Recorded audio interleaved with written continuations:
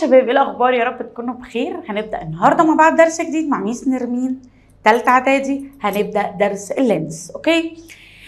يا رب الاول تكونوا ذاكرتوا الميرور حلو قوي قوي قوي قوي. ولو عايزين اي سؤال، في ناس فعلا بعتت لي حاجات كتير وانا رديت عليهم، ومنتظره كمان ناس اكتر تبعت لي اي سؤال انا هرد عليك، واي جزء محتاجني ان انا اعيده تاني قول لي عشان اعيده لك تاني. انا معاك قلبا وقالبا لغايه ما تخلص ثالثه اعدادي على خير وتطلع كمان من الاوائل. اوكي، يلا بينا النهارده ناخد درس اسمه لينس. حلو قوي.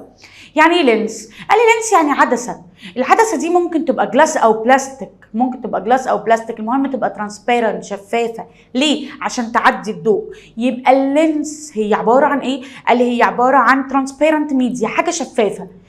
بتعمل ايه في اللايت، في الضوء؟ قال لي بتعمل في اللايت ريفراكت، بتكسره. يعني الضوء يبقى ماشي خط مستقيم، يلاقي اللينس يحصل له ريفراكت، يلاقي ان الخط بتاعه يا اما اتكسر يمين شويه يا اما اتكسر شمال شويه، ما فضلش ماشي على نفس الستريت لاين. وخلي بالك ان اللينس بتعمل ايه في اللايت؟ انا نسيت، بتعمل ريفراكت. امس فيها خطتين. ايوه يا ابني، لان الميرور بتعمل ايه؟ لو تفتكر انا قلت لك، قال لي الميرور بتعمل ريفلكت. يعني ايه ريفلكت؟ يعني الضوء يفضل ماشي ماشي ماشي ماشي ماشي، يلاقي حيطه يخبط في راسه ويرجع تاني، يلاقي ميرور يخبط في راسه ويرجع تاني. دي اسمها ريفلكت.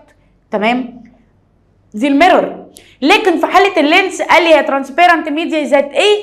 قال لي ريفراكت ذا لايت. ريفراكت ذا ايه؟ لايت، يعني بتكسر الضوء. تمام؟ تعالى يا صديقي ناخد بالتفاصيل النهارده اللينس هي عباره عن ايه. يلا بينا.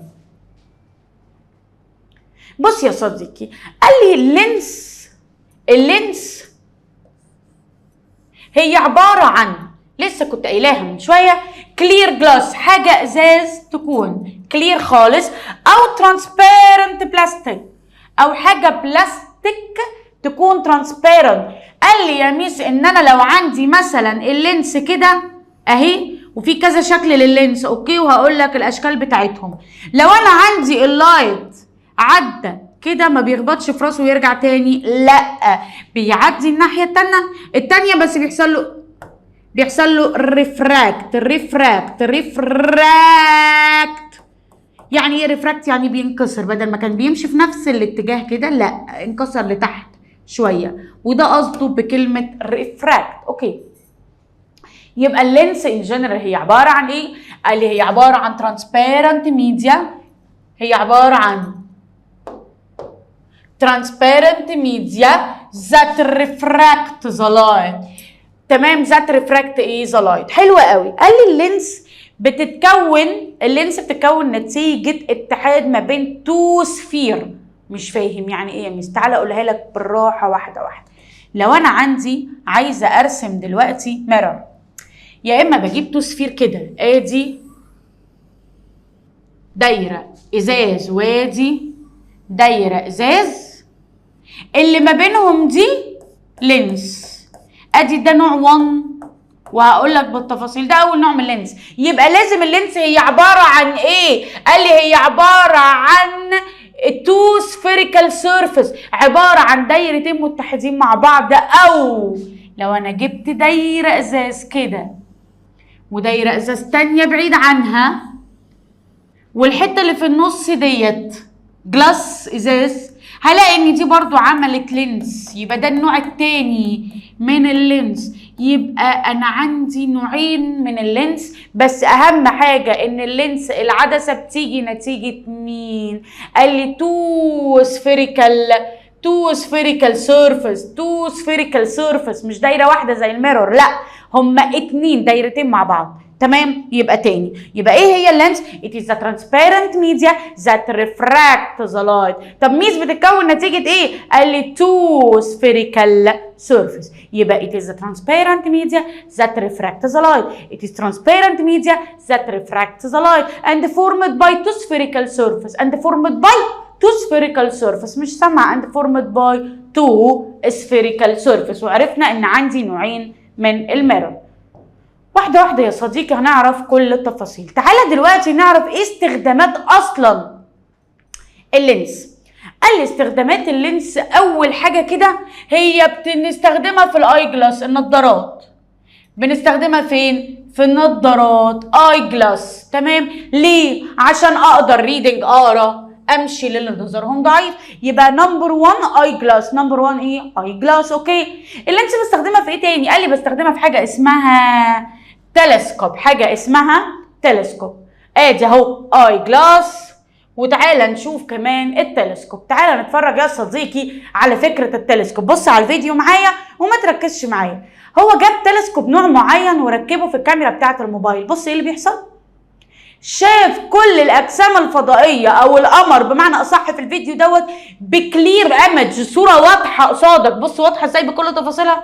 هي دي فايده التلسكوب. يبقى بص يا صديقي، يبقى اول حاجه قلناها اي جلاس، تاني حاجه تلسكوب. والتلسكوب ده فايدته ايه؟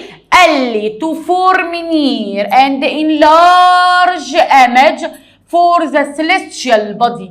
يعني بيخليني اشوف صوره مقربه وكلير وانلارج كبيره للاجسام الفضائيه زي ما وريتكم في الفيديو. يبقى نمبر 1 اي جلاس، نمبر 2 تلسكوب، نمبر 3 مايكروسكوب. ايه مايكروسكوب؟ تعالى يا صديقي اوريك.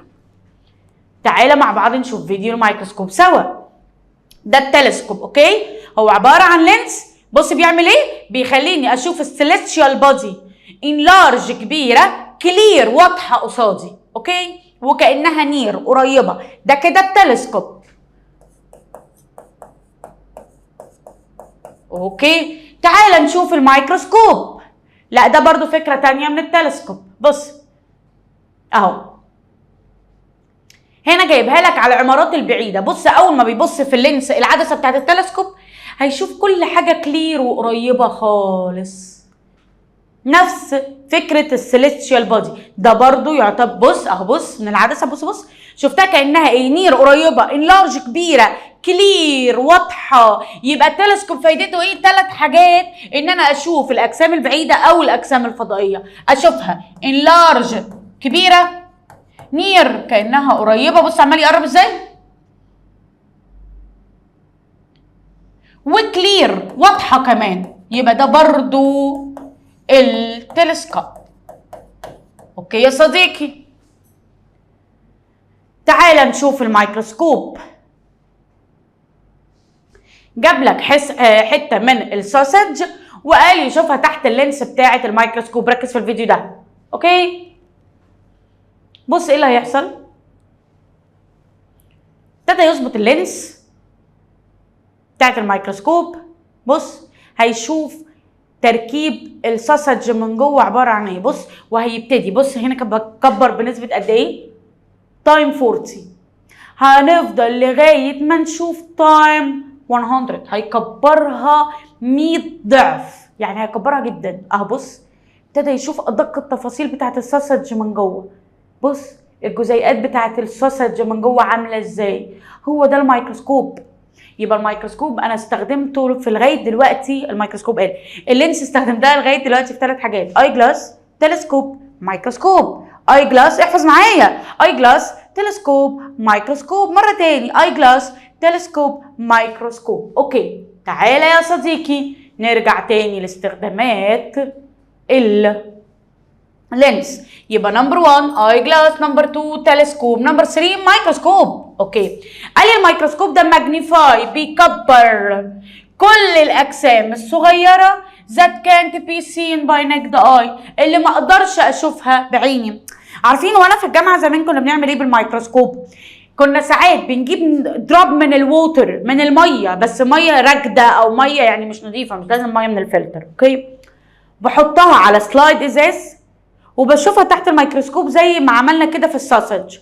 بلاقي كمية ليفنج اورجانيزم، كائنات حية انا مش شايفاها بعيني العادية تحت الميكروسكوب، رهيبة في المية. وكانت انواع كتير جدا. تمام. هو دي فايدة الميكروسكوب. يبقى فايدة الميكروسكوب ان هو بيخليني اشوف enlarge image، صورة كبيرة and clear وواضحة for the very small object، الاجزاء الصغيره جدا that can't be seen by naked eye، اللي ما اقدرش اشوفها بعيني.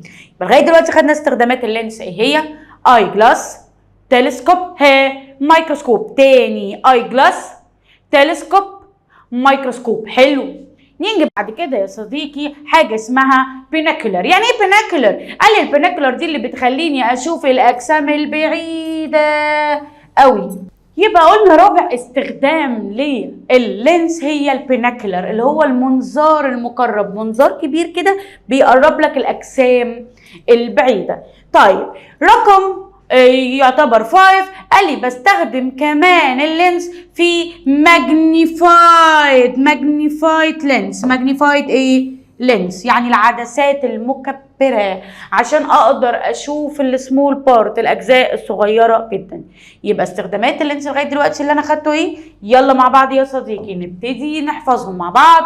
اي جلاس، تلسكوب، مايكروسكوب، بينيكولر، ماجنيفايد لينس. يلا معايا بص على البورد، ما تبصش في اي حاجه تانية، بص كده على البورد عشان نحفظ سوا. يلا يا صديقي، ها، اي جلاس، تلسكوب، مايكروسكوب، بينيكولر، ماجنيفايد لينس. طب مرة تانية، يلا، اي جلاس، تلسكوب، مايكروسكوب، بينيكولر، ماجنيفايد لينس. وانت قاعد على المكتب يلا غني معايا، ها، ونمبر 1، ها، يلا، اي جلاس، تلسكوب، مايكروسكوب، بينيكولر، ماجنيفايد لينس. طب مرة كمان، اي جلاس، ها، تلسكوب، مايكروسكوب، بينيكولر، ماجنيفايد لينس. حلو كلام يا صديقي. وعرفنا الفرق والفيديوهات ما بين التلسكوب والميكروسكوب. اوكي، دلوقتي هناخد انواع السفيريكال لينس اللي انا رسمتها من شويه. فاكر يا صديقي لما قلت لك، بص اعملها بلون تاني، ان انا عندي 2 سفيريكال سيرفيس، عندي دايرتين اهو، بص، واللي ما بينهم ده نمبر 1 في نوع لينس. اول نوع لينس هلونها لك اهو كلها اهي، يبقى ده اول نوع من اللينس.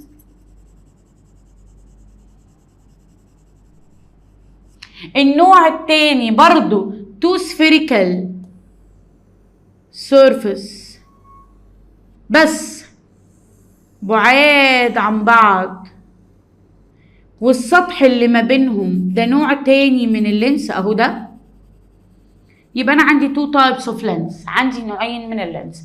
اول نوع اسمه convex lens، وتاني نوع اسمه concave lens.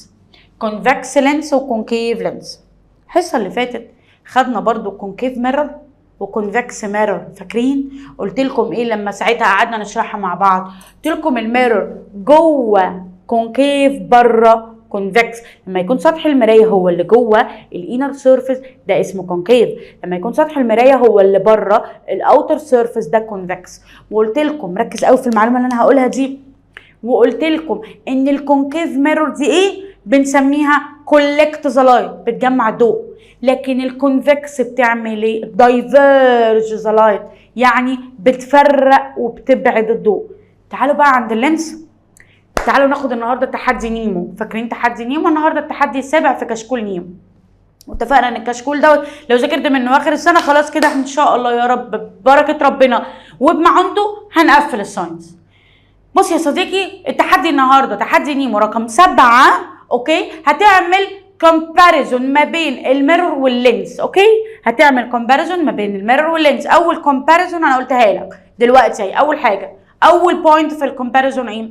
ان الميرور الكونكيف كولكت ذا لايت، الكونفكس دايفيرج ذا لايت. تعالى عند اللينس العكس. ايه ده يعني ايه العكس؟ يعني مش فاهم. تعالى اما اقول لك، بص، قال لي الكونفكس لينس هي اللي كونفيرج لينس، يعني هي اللي كولكت لايت، لكن الكونكيف هي اللي دايفيرج لينس، يعني دايفيرج لايت، يعني بتفرق الضوء، بتفرق الضوء. تعال اقول لك ازاي. لو انا عندي ادي اهي الكونفكس لينس دي كده اسمها كونفكس لينس، ما شاء الله رسمه جميله خطيره. هعلمك برضه الرسومات زي ما بنعمل، دونت وري. ادي اهي كونفكس لينس. اوكي، الضوء لما بيجي عند الكونفكس لينس كده بيحصل له ريفراكت لجوه، ينزل كده يحصل له ريفراكت لجوه، ينزل كده يحصل له ريفراكت لجوه، ينزل كده، يعني بتجمع ضوء مش بتفرقه، يحصل له ريفراكت، فالضوء اتجمع في النقطه دي اللي سميناها في الميرور فوكس. يبقى هي دي فكره ان الكونفكس ميرور كولكت ذا لايت، كولكت ذا لايت. اوكي يا صديقي ماشي. تعالى عند الكونكيف لينس. كونكيف لينس شكلها عامل كده اهو. لو انا الضوء نزل كده اللايت بيحصل له ريفراكت بس لبره اهو. كل ده هعلمه لك واحده واحده كده. فبيحصل له ريفراكت لبره عشان هي بتفرق الضوء كده، فبيحصل له ريفراكت لبره كده، فبيحصل له ريفراكت لبره. عشان كده قلت لك الكونكيف لينس بتعمل ايه؟ دايفيرج ذا لايت، يعني بتفرق الضوء. يبقى ايه هي الكونفكس لينس؟ قال لي هي ترانسبيرنت اوبتيكال بيس. هي عباره عن حاجه ترانسبيرنت او قطعه شفافه which is thick at the center، تخينه من النص، and thin ورفيعه at the tip، رفيعه من الطرفين عشان شكلها عامل كده اهو. يبقى هي عباره عن ترانسبيرنت بيس او ترانسبيرنت ميديا او ترانسبيرنت جلاس that thick at the center thin at the tip. تاني thick at the center thin at the tip، يعني تخينه من النص ومبلظه عندها كرش بس رفيعه من فوق. طب تعالى عند الكونكيف لينس. قال لي هي عباره عن ترانسبيرنت اوبتيكال بيس. اوكي هي عباره عن وسط ترانسبيرنت which thin، بص شكلها عامل ازاي يا صديقي، بص هي رفيعه at the center but thick، تخينه at the tip. يبقى الكونكيف لينس العكس، هي عباره عن ترانسبيرنت بيس او ترانسبيرنت ميديا او ترانسبيرنت جلاس that thin at the center وطالعه كده thick at the tip. thin at the center thick at the tip. يبقى انا عندي نوعين من اللينس اسمهم كونفكس وكونكيف. يبقى الكونفكس ايه هي؟ قال لي كونفكس كولكت ذا لايت، كونفيرج ذا لايت. طب الكونكيف قال لي دايفيرج ذا لايت. شكل الكونفكس ايه؟ تخينه من نص رفيعه من فوق، thick at center thin at tip. لكن هنا رفيعه من نص تخينه من فوق، يعني thin at center thick at tip. اوكي تمام. قال لي لسه قايلينها ان الكونفكس لينس بنسميها ايه؟ كونفرجنج لينس. اشمعنى؟ عشان هي كولكت ذا لايت اهو. الضوء ينزل ينكسر لجوه، هوب ينزل ينكسر لجوه، هوب ينزل ينكسر لجوه، لغايه ما الضوء يحصل له ايه؟ قال لي كولكت ات ذا سيم بوينت، يتجمع في نفس النقطه اللي بنسميها فوكس.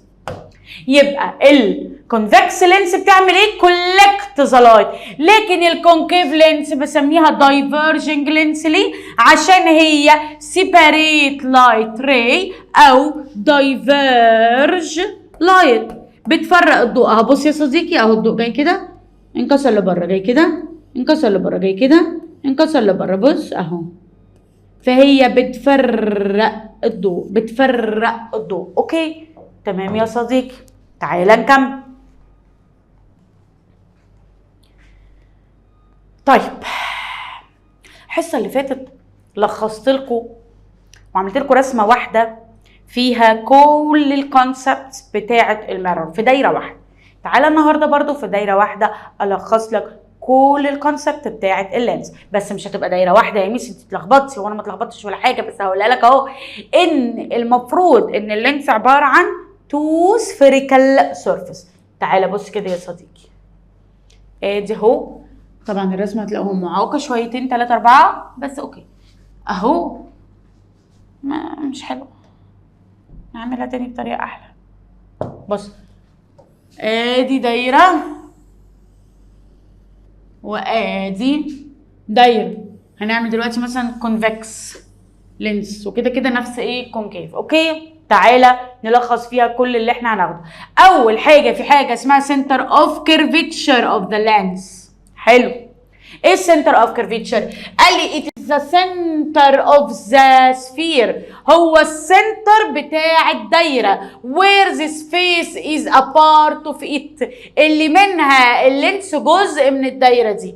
ايه ده يا ميس؟ طب انا في الحاله دي عندي دايرتين، يبقى عندي كام سنتر اوف كيرفيتشر؟ 2، سنتر 1 وسنتر 2. تمام، يبقى اول حاجه في الرسمه هي نص الدايره سنتر اوف كيرفيتشر جوه اللينس عندي 2. يعني عندي 2، يعني عندي 2 سنتر اوف كيرفيتشر. يبقى اول حاجه نص الدايره سنتر اوف كيرفيتشر جوه اللينس عندي 2، يعني في اللينس عندي 2 سنتر. تاني، مش قصدي جوه اللينس يعني جوه اللينس، لا، في الدايرتين بتوع اللينس. يبقى تاني، نص الدايرة سنتر اوف كيرفيتشر وفي اللينس عندي 2. مرة كمان نص الدايرة سنتر اوف كيرفيتشر. عارفين لما ننزل سنتر مع بعض هنفضل بقى نغني كده كلنا وبصوا نكسر الدنيا، عايزين الناس تطردنا من السنتر. تاني يلا، وانت دلوقتي في البيت غني معايا، يلا بينا. نص الدايرة سنتر اوف كيرفيتشر وفي اللينس عندي 2. طب نص الدايرة سنتر اوف كيرفيتشر وفي اللينس عندي 2. طب اخر مرة، نص الدايرة سنتر اوف كيرفيتشر وفي اللينس عندي 2. طب نص الدايرة سنتر اوف كيرفيتشر وفي اللينس عندي 2. اوكي يا صديقي، تعالى نكمل. اهو يا صديقي بص، لكن في حاجه اسمها اوبتيكال سنتر برمز لها بالرمز بي. فاكر؟ يلا تحدي نيمو رقم 7، فاكر في الميرور البي كنا بنسميها ايه؟ بول. برافو عليك، سمعتك، بول اوف ميرور. لكن هنا بسميه اوبتيكال سنتر. ايه الاوبتيكال سنتر دي؟ قال لي الاوبتيكال سنتر دي هي البوينت inside the lens، هي نقطة جوه اللينس اللي بتبقى موجودة على البرنسبل اكسس in the mid distance between the two surfaces. يعني هي النقطة اللي inside the lens. تمام، inside the lens. تعالى كده اوضحها لك في هنا. ادي هو البول، الاوبتيكال سنتر بي، هو عبارة عن ميدل بوينت اوف ذا لينس، النقطة اللي جوه اللينس اللي بتعدي عند مين؟ البرنسبل اكسس. ايه البرنسبل اكسس؟ البرنسبل اكسس ده لو تفتكر هي المسافة ما بين الديستانس ومين؟ والاوبتيكال سنتر. يبقى ايه هو الاوبتيكال سنتر؟ هو نقطة في نص اللينس موجودة على البرنسبل اكسس. موجودة على ايه؟ البرنسبل اكسس. اوكي، نص الدايرة سنتر اوف كيرفيتشر وفي اللينس عندي 2. نص اللينس من جوه اوبتيكال سنتر، اوبتيكال سنتر، اوبتيكال سنتر. طب مرة تاني، نص الدايرة سنتر اوف كيرفيتشر وفي اللينس عندي 2. نص اللينس كده من جوه اوبتيكال سنتر بتعدي على البرنسبل اكسس. طب مرة تاني، نص الدايرة سنتر اوف كيرفيتشر وفي اللينس عندي 2. نص اللينس جوه اللينس اوبتيكال سنتر وبتعدي على برنسبل اكسس. برافو. تعالى نكمل، انا بحاول اسهل لك الدنيا. ماشي يا صديقي، نكمل. نيجي بعد كده عند حاجه اسمها secondary axis. ايه السكندري اكسس ده يا ميس؟ تعالى نشوف يا صديقي. قال لي هو any line passed by optical center of the lens except the principal axis. هو اي خط بيعدي على الاوبتيكال سنتر ما عدا البرنسبل اكسس اللي بيوصل ما بين السنتر والاوبتيكال سنتر. اهو بص، تعال نغير اللون. مثلا لو انا عملت خط كده اهو، مثلا كده، او خط كده، هو ده اسمه secondary axis. هو any straight line، اي خط مستقيم passing through optical center بيعدي على الاوبتيكال سنتر ما عدا البرنسبل اكسس. تعال نقول اغنيه لكل الحاجات دي مع بعض. نص الدايره سنتر اوف كيرفيتشر وفي اللينس عندي 2. نص اللينس كده من جوه اوبتيكال سنتر وبتعدي برنسبل اكسس. طب السكندري اكسس اني ستريت لاين اكسبت برنسبل اكسس، اي ستريت لاين بيعدي على الاوبتيكال سنتر اللي هو البي ما عدا السكندري البرنسبل اكسس. ما عدا مين؟ البرنسبل اكسس. مره تاني يمكن نلاقي اغنيه احسن. مره تانيه يا صديقي. جو حر اوي اوي. تاني يلا 1 2 3 ها. جوه الدايره سنتر اوف كيرفيتشر وفي اللينس عندي 2. جوه اللينس كده من جوه اوبتيكال سنتر وبتعدي برنسبل اكسس والسكندري اكسس اني ستريت لاين اكسبت برنسبل اكسس. اني ستريت لاين باسنج ثرو بي اكسبت ها برنسبل اكسس. اي ستريت لاين يعدي على البي ما عدا البرنسبل اكسس. اوكي يا صديقي تعال نكمل. بص الدايره سنتر اوف كيرفيتشر. طيب قال لي ايه هو الراديوس اوف كيرفيتشر؟ قال لي الراديوس هو نص القطر، هو هاف اوف دايمتر، هو نص القطر اوف ذا سفير. بس شكرا الحمد لله. يعني بص يا صديقي ده تعالوا نعمله الاحمر مثلا، ده يعتبر راديوس وده يعتبر برضو يعني اي نص قطر اهو. تعالوا نخليها كده اهو اهو اهو الاحمر ده يعتبر راديوس، ده يعتبر راديوس. يعني ايه راديوس يا شباب؟ قال لي الراديوس هو ايه؟ half of diameter of the sphere. half diameter of the sphere. طب يلا بينا يلا. نص الدايرة center of curvature، نص اللينس جوه اللينس optical center principal axis يعني الاوبتيكال سنتر بيعدي على البرنسبل اكسس. اوكي. secondary axis in straight line passing through optical center except مين؟ principal axis. except مين؟ principal axis والradius half diameter تعال نكمل. ايه هو البرنسبل اكسس يا صديقي؟ قال لي البرنسبل اكسس هو الستريت لاين ذات جوين بين ذا تو سنتر اوف كيرفيتشر. هو الستريت لاين اللي بيعدي وبيتحد الاثنين سنتر اوف كيرفيتشر ببعض. الاثنين سنتر اوف كيرفيتشر، فبالتالي الدايره ما عندهاش غير 1 اوبتيكال سنتر اللي هو الاسود ده. هو ده الاوبتيكال سنتر ده. طيب يلا بينا يا صديقي يا صديقي. نص الدايرة سنتر اوف كيرفيتشر وفي اللينس عندي 2. نص اللينس كده من جوه اوبتيكال سنتر وبتعدي على برنسبل اكسس. طب اوكي. secondary axis any straight line passing through optical center except principal axis. ايه البرنسبل اكسس ده؟ هو straight line between two center of curvature. هو straight line ما بين التو center of curvature. طب ايه هو radius of curvature؟ هو half الدايمتر. هو half ايه؟ الدايمتر يا صديقي. ماشي تعال نكمل. ايه الفوكس ده؟ قال لي الفوكس هو نقطة تجمع الضوء. طب في حالة الكونكيف لينس قال لي الضوء لما بينزل بيتفرق لبره، بينكسر لبره. بص لما بينزل ريفراكت بص ازاي، بينزل ريفراكت بص ازاي، بينزل ريفراكت بص ازاي. ما عدا الضوء اللي بيعدي على الاوبتيكال سنتر بيعدي الناحية التانية من غير ما ينكسر خالص، بيعدي في ستريت لاين. طب فين في الحالة دي الفوكس؟ قال لي في الحالة دي انا بجمع الضوء بس باكستنشن. يعني انا اللي بمد الضوء اللي اتكسر ده بمده وبعمل الفوكس. هو ده الفوكس. عشان كده في الحالة دي الفوكس بيكون فيرتشوال. يعني ايه فيرتشوال؟ يعني نتيجة الاكستنشن، نتيجة امتداد ذا ريفراكتنج لايت. ذا ريفراكتنج ايه؟ لايت.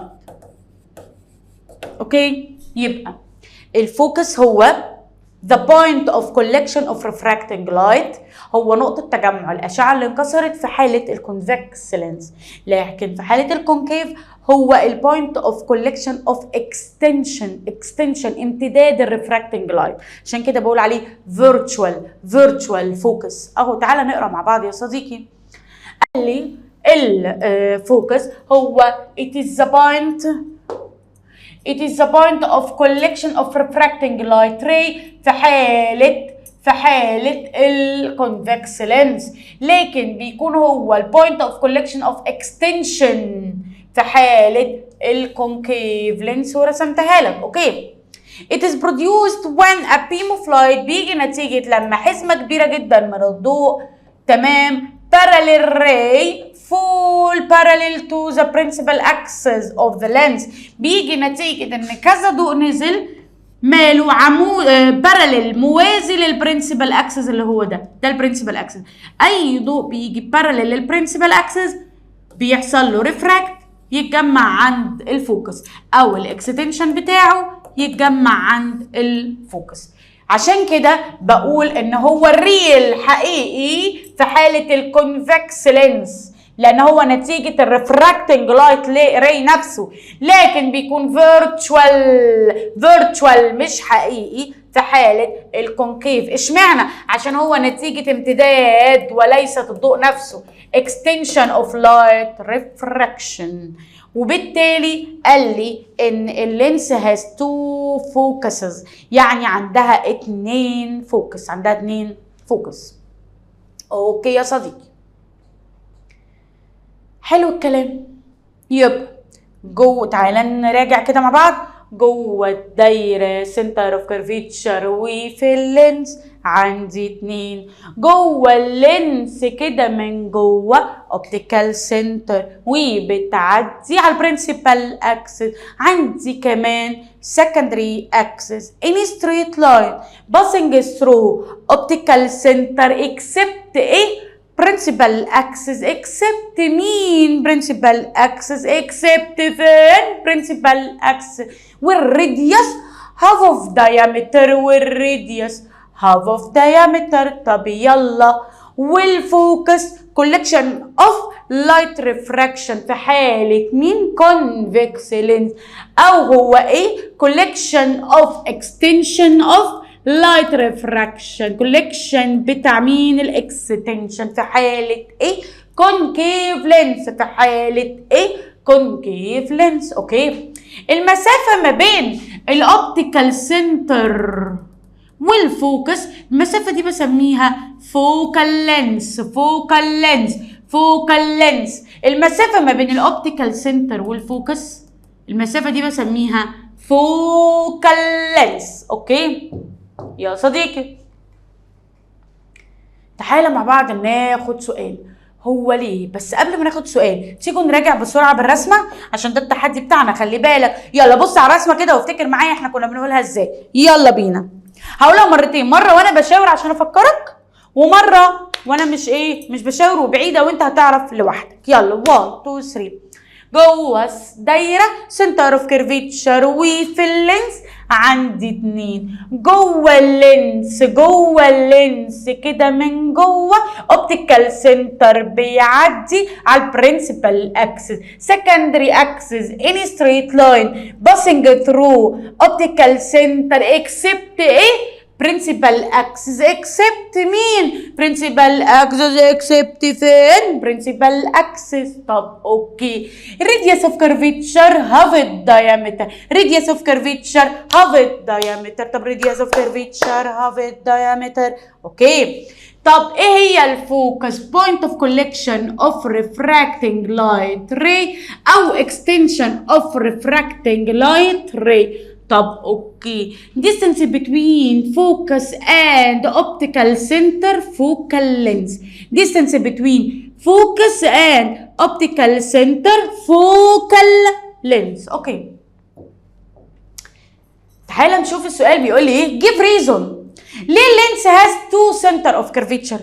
ليه قلت ان اللينس عندها 2 center of curvature وعندها 2 فوكاي او فوكس؟ ليه؟ لان اللينس هي عباره عن اتحاد ما بين تو سفير، كل دايره ليها سنتر اوف كيرفيتشر وكل دايره ليها فوكس، فبالتالي عندها 2 سنتر اوف كيرفيتشر وعندها 2 فوكس. يبقى ليه اللينس بيكون فيها 2 سنتر اوف كيرفيتشر اند 2 فوكس؟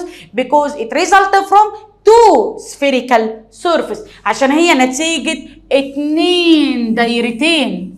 اوكي. what happen when بيقول لي a beam of light ray parallel to principal axis fall on a surface of convex lens that and that of concave lens. تعالى يا صديقي نرسمها سوا. يلا. ديت وهعلمك الرسمه زي ما عملت الحصه اللي فاتت على المكتب بورقه وقلم ونبتدي نعمل الرسمه مع بعض. دي الكونفكس لينس ودي الكونكيف لينس. هعلمك ازاي بترسمها واحده واحده يا صديقي. ده البول الاوبتيكال سنتر قصدي، وده الاوبتيكال سنتر. حلو. والبرنسبل اكسس هو الخط اللي مادد ما بين التو سنتر، هو الخط اللي ماشي ما بين ستريت لاين ما بين التو سنتر، ده البرنسبل اكسس. وات هابن وين؟ ايه اللي هيحصل لما الضوء هينزل parallel to principal axis parallel to principal axis parallel to principal axis parallel to principal axis. قال لي يحصل له ايه؟ ان هو الريفراكت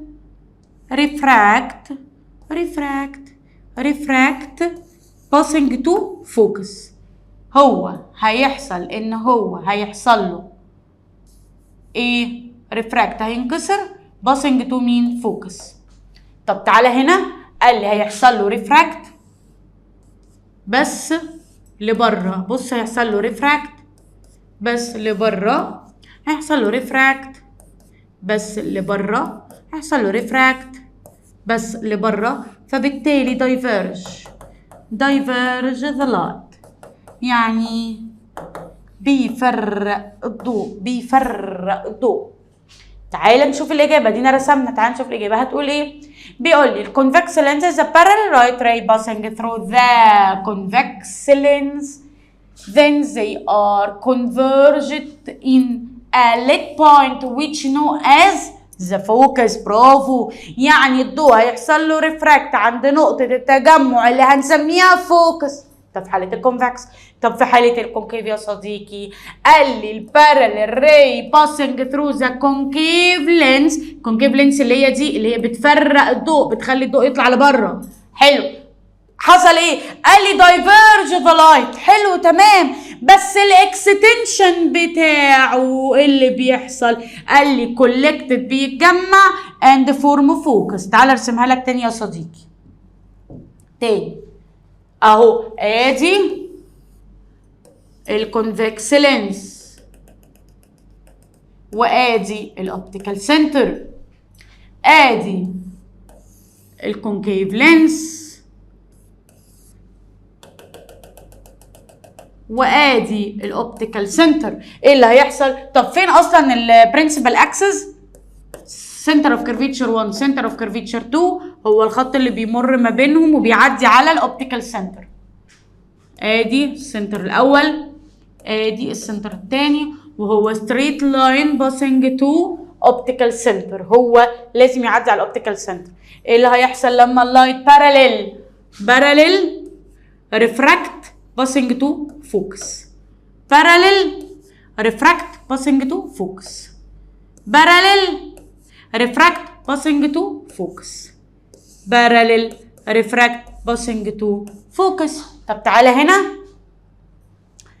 باراليل ريفراكت اوتسايد يعني هيتكسر لبره، باراليل ريفراكت اند دايفيرج ذا لايت بيفرق الضوء، باراليل ريفراكت اند دايفيرج ذا لايت، باراليل ريفراكت اند دايفيرج ذا لايت. والاكستنشن بتاعه الاكستنشن اوف ريفراكتنج لايت، امتداد الريفراكتنج لايت هو ده الفوكس. عرفت يا صديقي الفرق؟ اوكي، يلا ندخل على اللي بعده. حلوة. ليه the focus of the convex lens converge lens if the sun ray of the light ray from any distant source fall on the lens we note that the ray passing through the lens are collected at one point that called focus. ده اللي لسه شارحينه من شوية. أي ضوء بيجي من مصدر بعيد أوي زي الصن بينزل parallel للبرنسبل اكسس، بيحصل له ريفراكت، بيتجمع عند الفوكس. دي الرسمة اللي رسمناها اهو، بيتجمع عند الفوكس. تمام.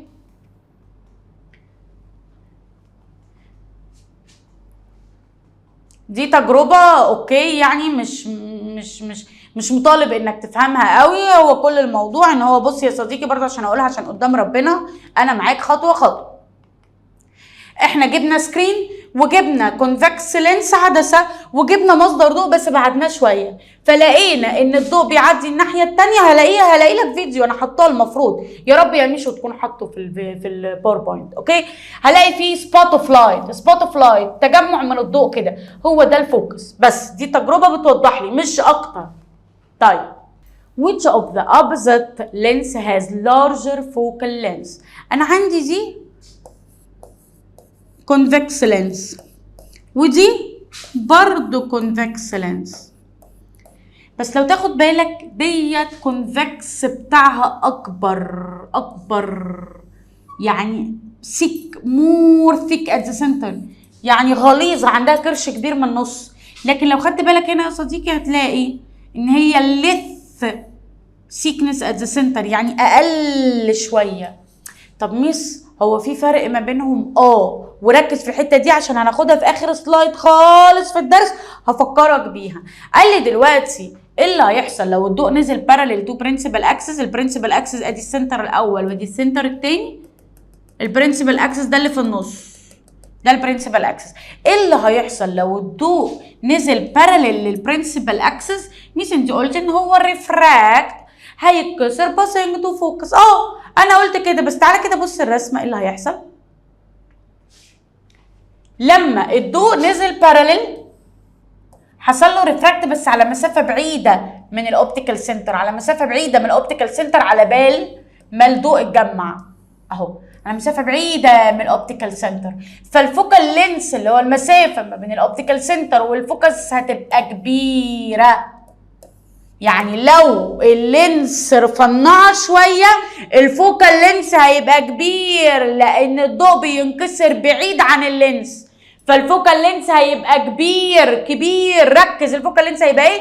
كبير. ده لو العدسه رفيعه، يبقى لو العدسه رفيعه الفوكال لينس كبير، عدسه رفيعه فوكال لينس كبير. اهو ثين لينس عدسه رفيعه، لارج فوكال لينس كبير. ليه؟ لان كل ما كانت الكونفكس بتاعت اللينس سمول صغيره الفوكس هيتكون بعيد عن الاوبتيكال سنتر، الفوكس هيتكون بعيد عن الاوبتيكال سنتر، فالفوكال لينس ده هيكبر.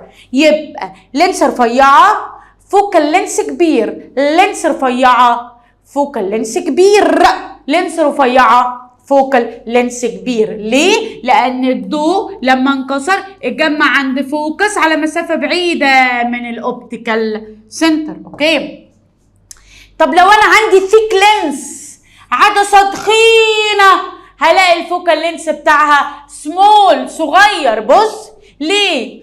لان الضوء لما انكسر في الحاله دي انكسر قريب من الاوبتيكال سنتر اهو، انكسر قريب من الاوبتيكال سنتر، فالمسافه بقت صغيره.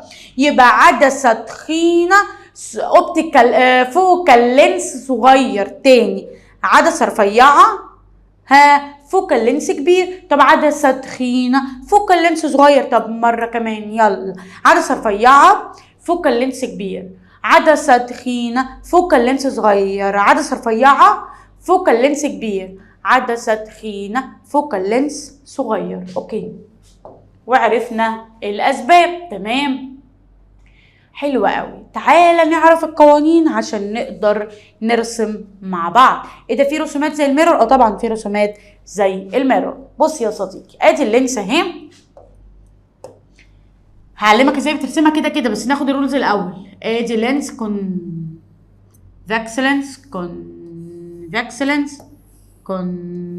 لينس جوه اللينس اوبتيكال سنتر، جوه اللينس اوبتيكال سنتر، جوه اللينس اوبتيكال سنتر. المسافه ما بين سنتر وسنتر اسمه برنسبل اكسس. مسافه ما بين سنتر وسنتر اسمه برنسبل اكسس. مسافه ما بين سنتر وسنتر اسمه برنسبل اكسس. ايه اللي هيحصل لو الضوء نزل باراليل تو برنسبل اكسس؟ قال لي ريفراكت باسنج تو فوكس، هينكسر ويعدي على الفوكس. طب لو العكس باسنج تو فوكس، قال لي ريفراكت باراليل، هينعكس الناحيه الثانيه باراليل تو برنسبل اكسس. اوكي. طب لو عدى على الاوبتيكال سنتر، قال لي هيعدي الناحيه الثانيه without any refraction، هيعدي في ستريت لاين، في خط مستقيم without any refraction. يبقى تاني parallel passing to focus parallel. طب passing to P اللي هو الاوبتيكال سنتر هيعدي من غير اي ريفراكشن، وكل ده هتلاقيه في الملزمه معاك. حلو يا صديقي، حلو. قال لي يعني يا ميس انا دلوقتي لما اجي ارسم رسمتي هتتحدد عن طريق الرولز دي؟ يا اما الري هيبقى باراليل في باسنج تو فوكس، يا اما الري باسنج تو فوكس فهيعدي الناحيه الثانيه باراليل، يا اما الري باسنج تو بي اللي هو اوبتيكال سنتر هيعدي without refraction من غير انكسار. حلو. تعال نشوف يا صديقي ازاي بنرسم. ده فيديو عن ده البيناكلر يا ولاد، اللي هو المنظار المكبر. بس خلينا نشوف الاجسام البعيده كانها قريبه وكبيره، ودي اللي احنا خدناه الفيديو اللي خدناه الفرق ما بين الفوكس بتاع الكونكيف لينس والفوكس بتاع الكونفكس لينس. ده بتاع الكونفكس لينس الضوء بيتجمع، لكن في الكونكيف لينس بيتفرق. تمام. طيب بص يا صديقي الحته دي مهمه قوي. انا عشان وبرضه هعلمها لك ورقه وقلم تحت عشان ارسم. بص على الفيديو ده، مالكش دعوه بده. عشان ارسم اللينس بعمل ايه؟ بجيب الكومباس البرجل وافتحه على مسافه معينه، واروح عامله الكيرف بتاع الدايره الاولى كده، واروح عامله الكيرف بتاع الدايره الثانيه كده، ويبقى الجزء اللي ما بينهم هو ده الكونفكس لينس. ولازم المسافه ما بين السنتر ده والحته دي قد المسافه ما بين السنتر ده والحته دي عن طريق الكومباس. وكل ده هعلمه لكم زي ما خدناه المره اللي فاتت على المكتب. اوكي تمام. تعالى نكمل نشوف رسوماتنا ايه اللي هيحصل يا صديقي. اهو بجيب الكومباس، تمام، بحط طرف الكومباس على مسافه مثلا 10 سنتيمتر، تمام، افتح البرجل على مسافه 10 واروح رسمه الكيرف ده كده، واروح نفس الحوار نفس المسافه 10 سم، واروح حاطه طرف الكومباس كده واروح رسمه الكيرف كده، وديت هي اللينس بتاعتي. اوكي تمام.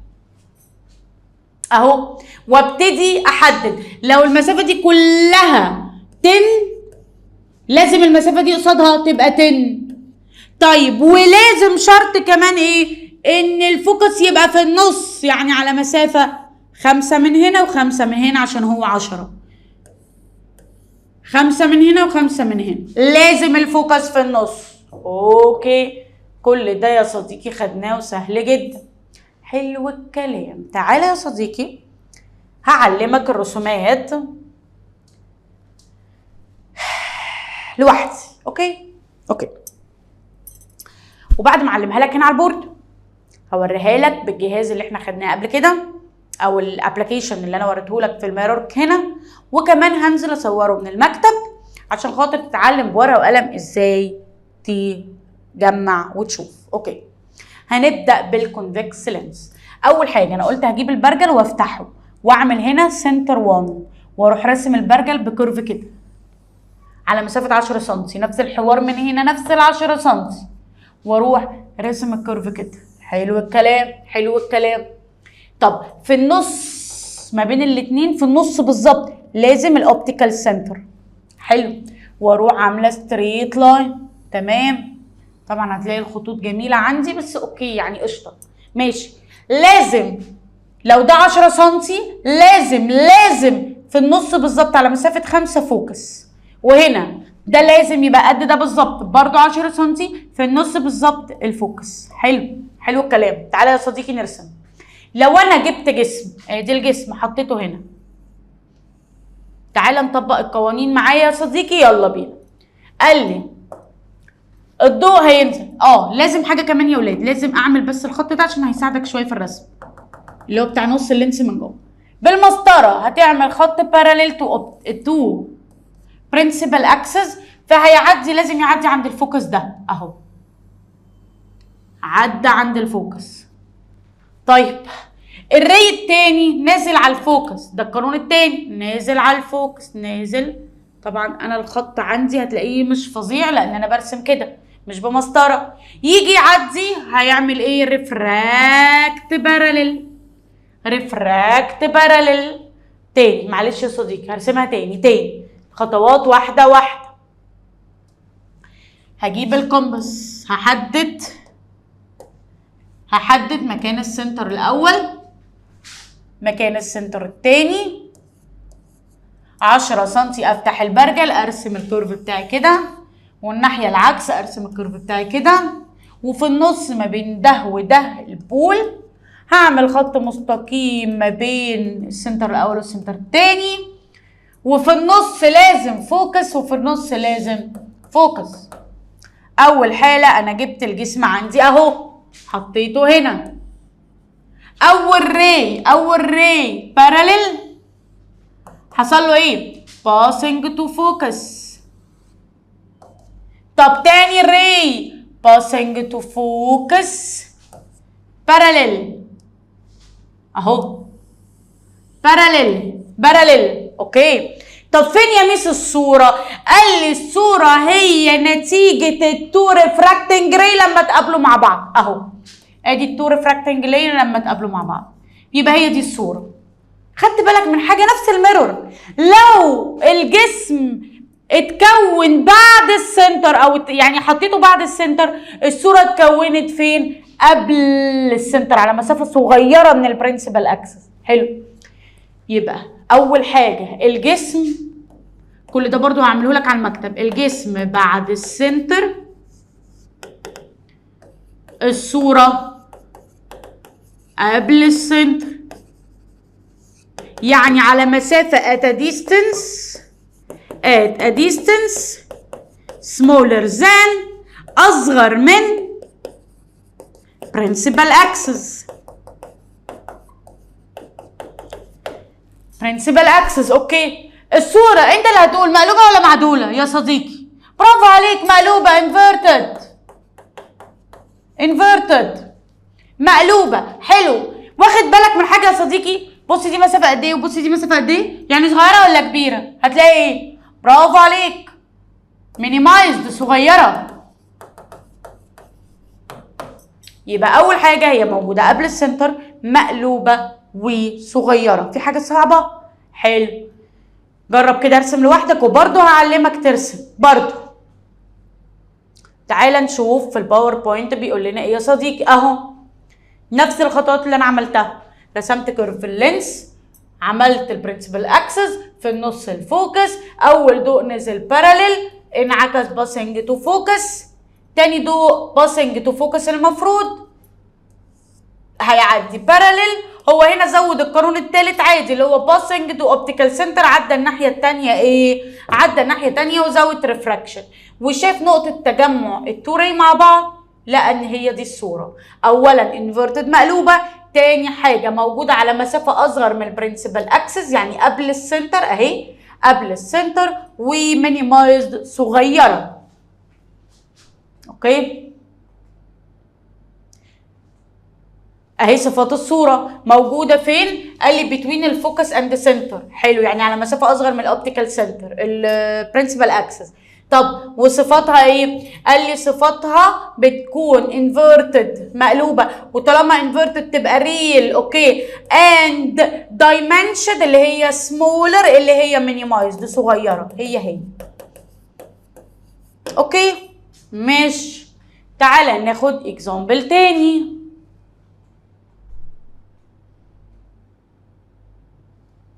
اوكي بص، يبقى اول حاله لو بعد السنتر اتكونت قبل السنتر وعرفنا صفاتها.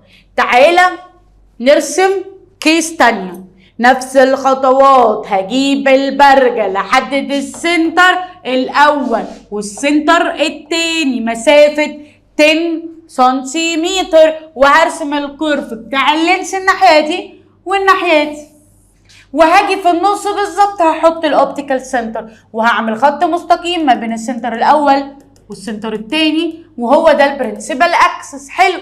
وفي النص بالظبط في مين؟ برافو عليك، الفوكس.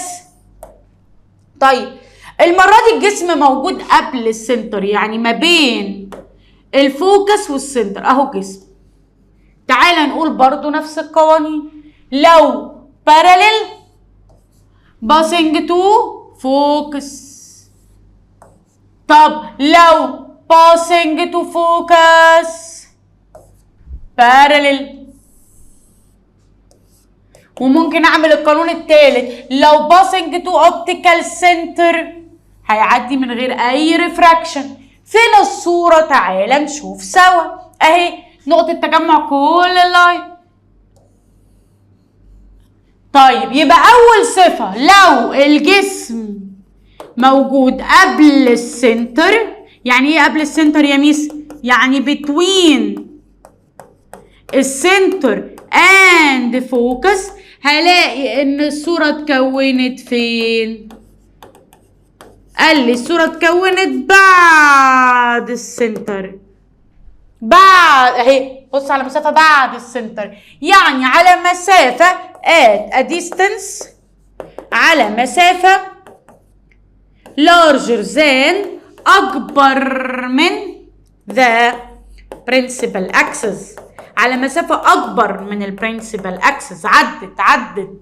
عدت السنتر. حلو. طب الصفات واخد بالك؟ أولا مقلوبة، برافو، انفيرتد، واحنا عرفنا طالما مقلوبة بتبقى ريل وش.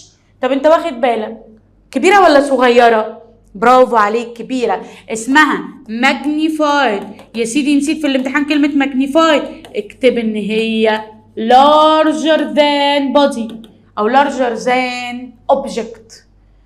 يبقى دي الكيس التانية اهي.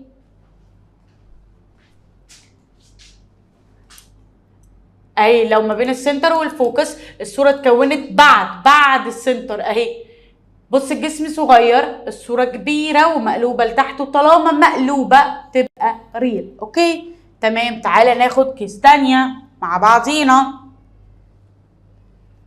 نفس الحوار، هعمل ايه؟ هفتح البرجل 10 سنتيمتر سنتر 1، 10 سنتيمتر سنتر 2، وهرسم كيرف كونفكس قصدي، وفي النص بالظبط اوبتيكال سنتر. هعمل المسافة ما بين التو سنتر اسمها برنسبل اكسس. حلو. وفي النص بالظبط هنا فوكس، وفي النص بالظبط هنا فوكس على مسافة 5. المرة دي هحط الجسم فين يا صديقي؟ عند السنتر بالظبط. حلو. نفس الرول، لو انا باراليل هيبقى ريفراكت باسنج تو فوكس، لو انا باسنج تو فوكس هيحصل له ريفراكت ايه؟ ريفراكت باراليل. طب لو باسنج تو اوبتيكال سنتر هيعدي الناحيه الثانيه without any refraction. الصوره فين يا صديقي؟ هتتكون عند السنتر بالظبط. طبعا انا عشان مش بقيس بالظبط، بس هي اتكونت عند السنتر بالظبط. والمفروض يعني لو الجسم عند السنتر الصوره هتبقى فين؟ الصوره عند السنتر. طب خدت بالك يا صديقي مالها؟ انفرتد، مقلوبة، برافو. طالما انفرتد تبقى ايه؟ ريل، برافو. وبتكون equal size of the object، نفس مقاس الاوبجكت يا صديقي. حلو الكلام. تعالى ناخد الكيس التانية. كده احنا اتعلمنا 3 رسومات ب3 كيسز من اللينس اللي هي الكونفكس لينس. اوكي، وعرفنا ان في خطوات ثابته. خدنا ان لو الصوره اتكونت بعد السنتر لو الجسم موجود بعد السنتر الصورة تتكون قبل السنتر. طب لو الجسم قبل السنتر الصورة تتكون بعد السنتر.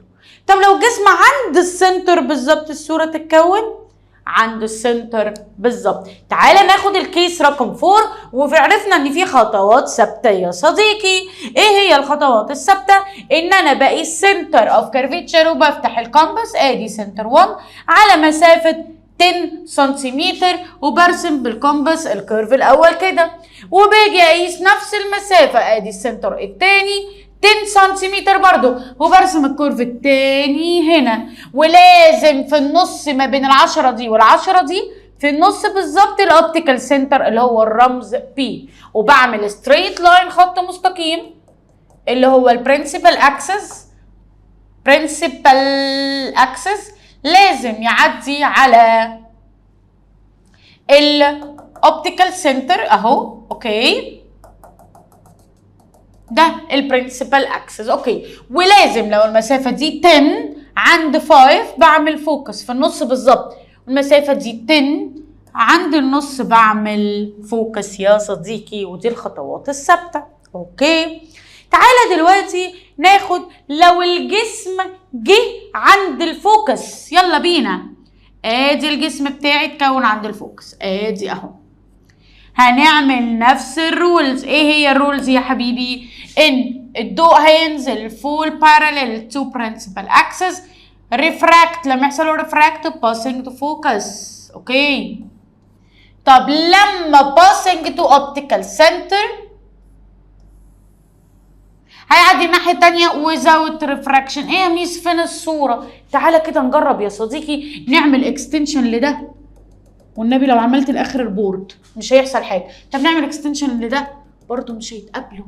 يعني في حاله ان الجسم عند الفوكس there is no image is formed، مفيش صوره هتتكون. ليه؟ because the refracting ray، عشان الضوء اللي انكسر ماله parallel to each other زي قضبان القطر. لو تفتكر زي الميرور، قضبان قطر ماشيه ماشيه ماشيه استحاله يتقابلوا، فاستحاله في صوره تتكون. فبص الحته دي يا صديقي يقول لي when the body located at focus او ساعات بيكتبها لي في الامتحان، كل ده هناخده في الاسئله. located at a distance على مسافه equal focal length، على مسافه بتساوي الفوكال لينس. ايه اللي هيحصل؟ there is no image is formed. there is no image مفيش صورة is formed هتتكون. ليه مفيش صورة هتتكون؟ هتكون الإجابة because the refracting light ray، لأن الأشعة اللي انكسرت مالها are parallel to each other.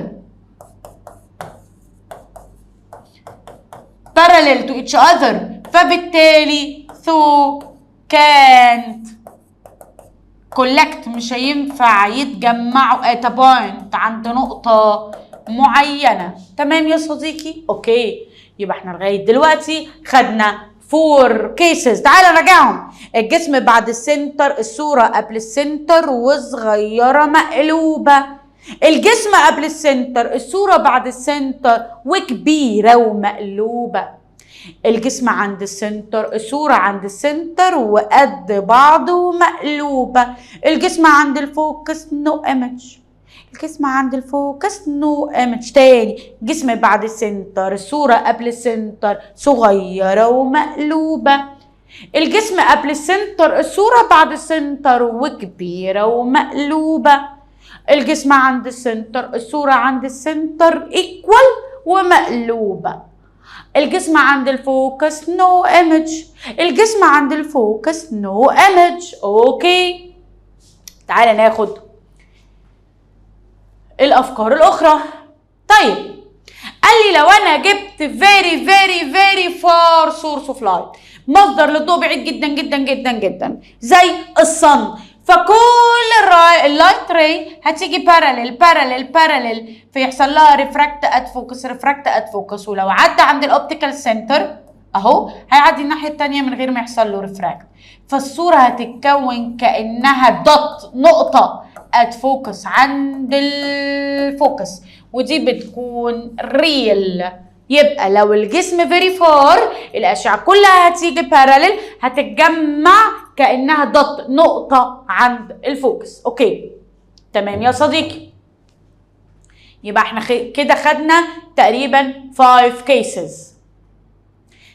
اوكي اخر كيس خالص هرسمها لك مره هنا وهرسمها لك مره كبيره، نفس الخطوات. هجيب الكومباس اقيس 10 سنتيمتر ده السنتر الاول وارسم الكيرف، والسنتر التاني نفس المسافه وارسم الكيرف، واعمل ستريت لاين ما بينهم، ولازم في النص بالظبط الاوبتيكال سنتر، المسافه دي 10 سم والمسافه دي 10 سم. اوكي لازم في النص هنا هوت ما بين السنتر ده والاوبتيكال سنتر عند النص لازم الفوكس، وهنا هوت لازم الفوكس. اوكي تعال نشوف الحاله دي هتبقى ايه.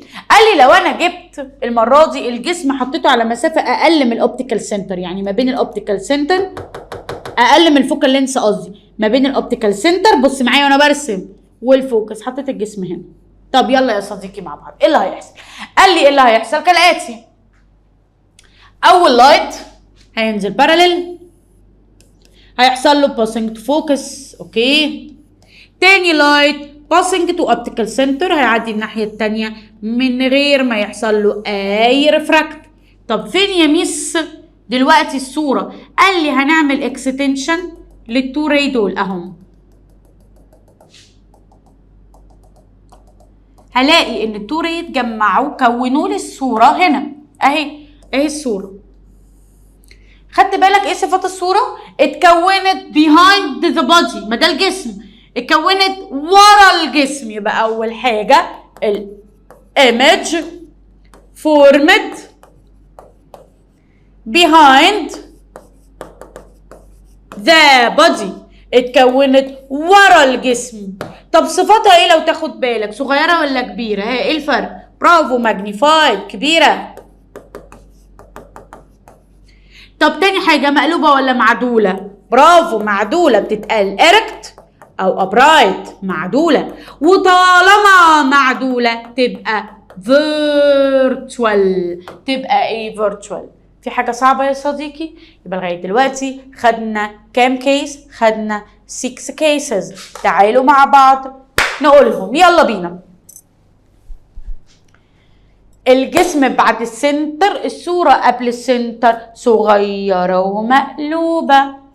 الجسم قبل السنتر، الصوره بعد السنتر كبيره ومقلوبه. الجسم عند السنتر، الصوره عند السنتر ايكوال ومقلوبه. الجسم عند الفوكس نو ايمج، الجسم عند الفوكس نو ايمج.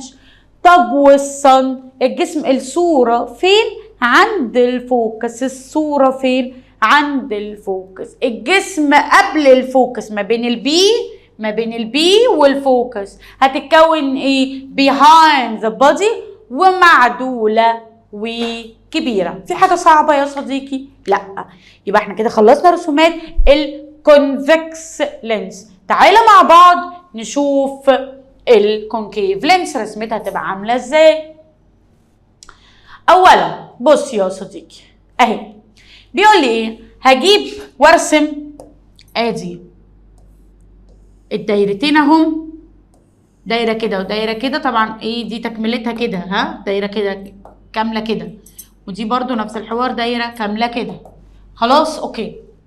وهقيس برضو 10 سنتيمتر لغايه الاوبتيكال سنتر بي، ودوت البرنسبل اكسس، والناحيه الثانيه برضو باقي البرنسبل اكسس. اوكي ستريت لاين تمام. هحط الجسم في اي حته، ادي الجسم اهو يا صديقي. اول لايت باراليل، بس المره دي مش باسنج تو فوكس. اشمعنى؟ لان اللينس دي لو تفتكر انا قلت لك بتعكس الضوء لبره، يعني بتفرق الضوء، فبص الضوء انعكس لبره. حلو. طب تاني لايت باسنج تو اوبتيكال سنتر، فعدى الناحيه التانيه من غير اي ريفراكت، من غير اي ريفراكت. طب فين الصوره يا ميس؟ قال لي الصوره المره دي هنعمل اكستنشن لللايت ده. ادي نقطه تآكل نقطه الايه كولكشن، التجمع ما بين اللايت ده واللايت ده اهو، عملت كده اكستنشن، فالصوره اهي اتكونت. انت اللي هتقول لي صفات الصوره صغيره ولا كبيره. برافو عليك. دايمنشن او بيقولوا عليها مينيمايزد، ولو نسيتها في الامتحان اكتب سمول، صغيره. دي اول حاجه. تاني حاجه معدوله ولا مقلوبه؟ برافو عليك. اركت او بيقولوا عليها ابرايت، معدوله. وطالما معدوله تبقى فيرتشوال. بس هي دي الحاله الوحيده للكونكيف لينس. تعالى ارسمها معاك لوحدي، يلا يا صديقي عشان تتعلم. هات ورقتك وقلمك ويلا نرسمها سوا. ادي اهو بقيس 10 سنتيمتر بالكومباس وهرسم الكيرف ده.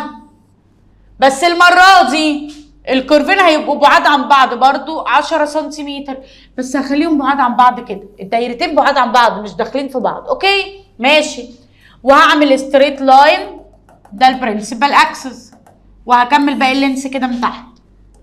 ماشي يا صديقي. ادي اهو ده السنتر التاني وده السنتر الاول. اوكي. وفي النص بالظبط الاوبتيكال سنتر. تمام. المسافه ما بين الاوبتيكال سنتر والسنتر لو 10 هيبقى في النص الفوكس. دول 10 في النص بالظبط عند 5 الفوكس. يلا يا صديقي نجيب الجسم. حطينا الجسم هنا اهو. ها يلا بينا هنعمل ايه؟ باراليل، فحصل له ريفراكت لبره لان دي بتفرق الضوء، والضوء التاني باسنج تو اوبتيكال سنتر عدى الناحيه التانيه من غير اي ريفراكت. اوكي. طب فين الصوره يا ميس؟ هنعمل اكستنشن لده اهو.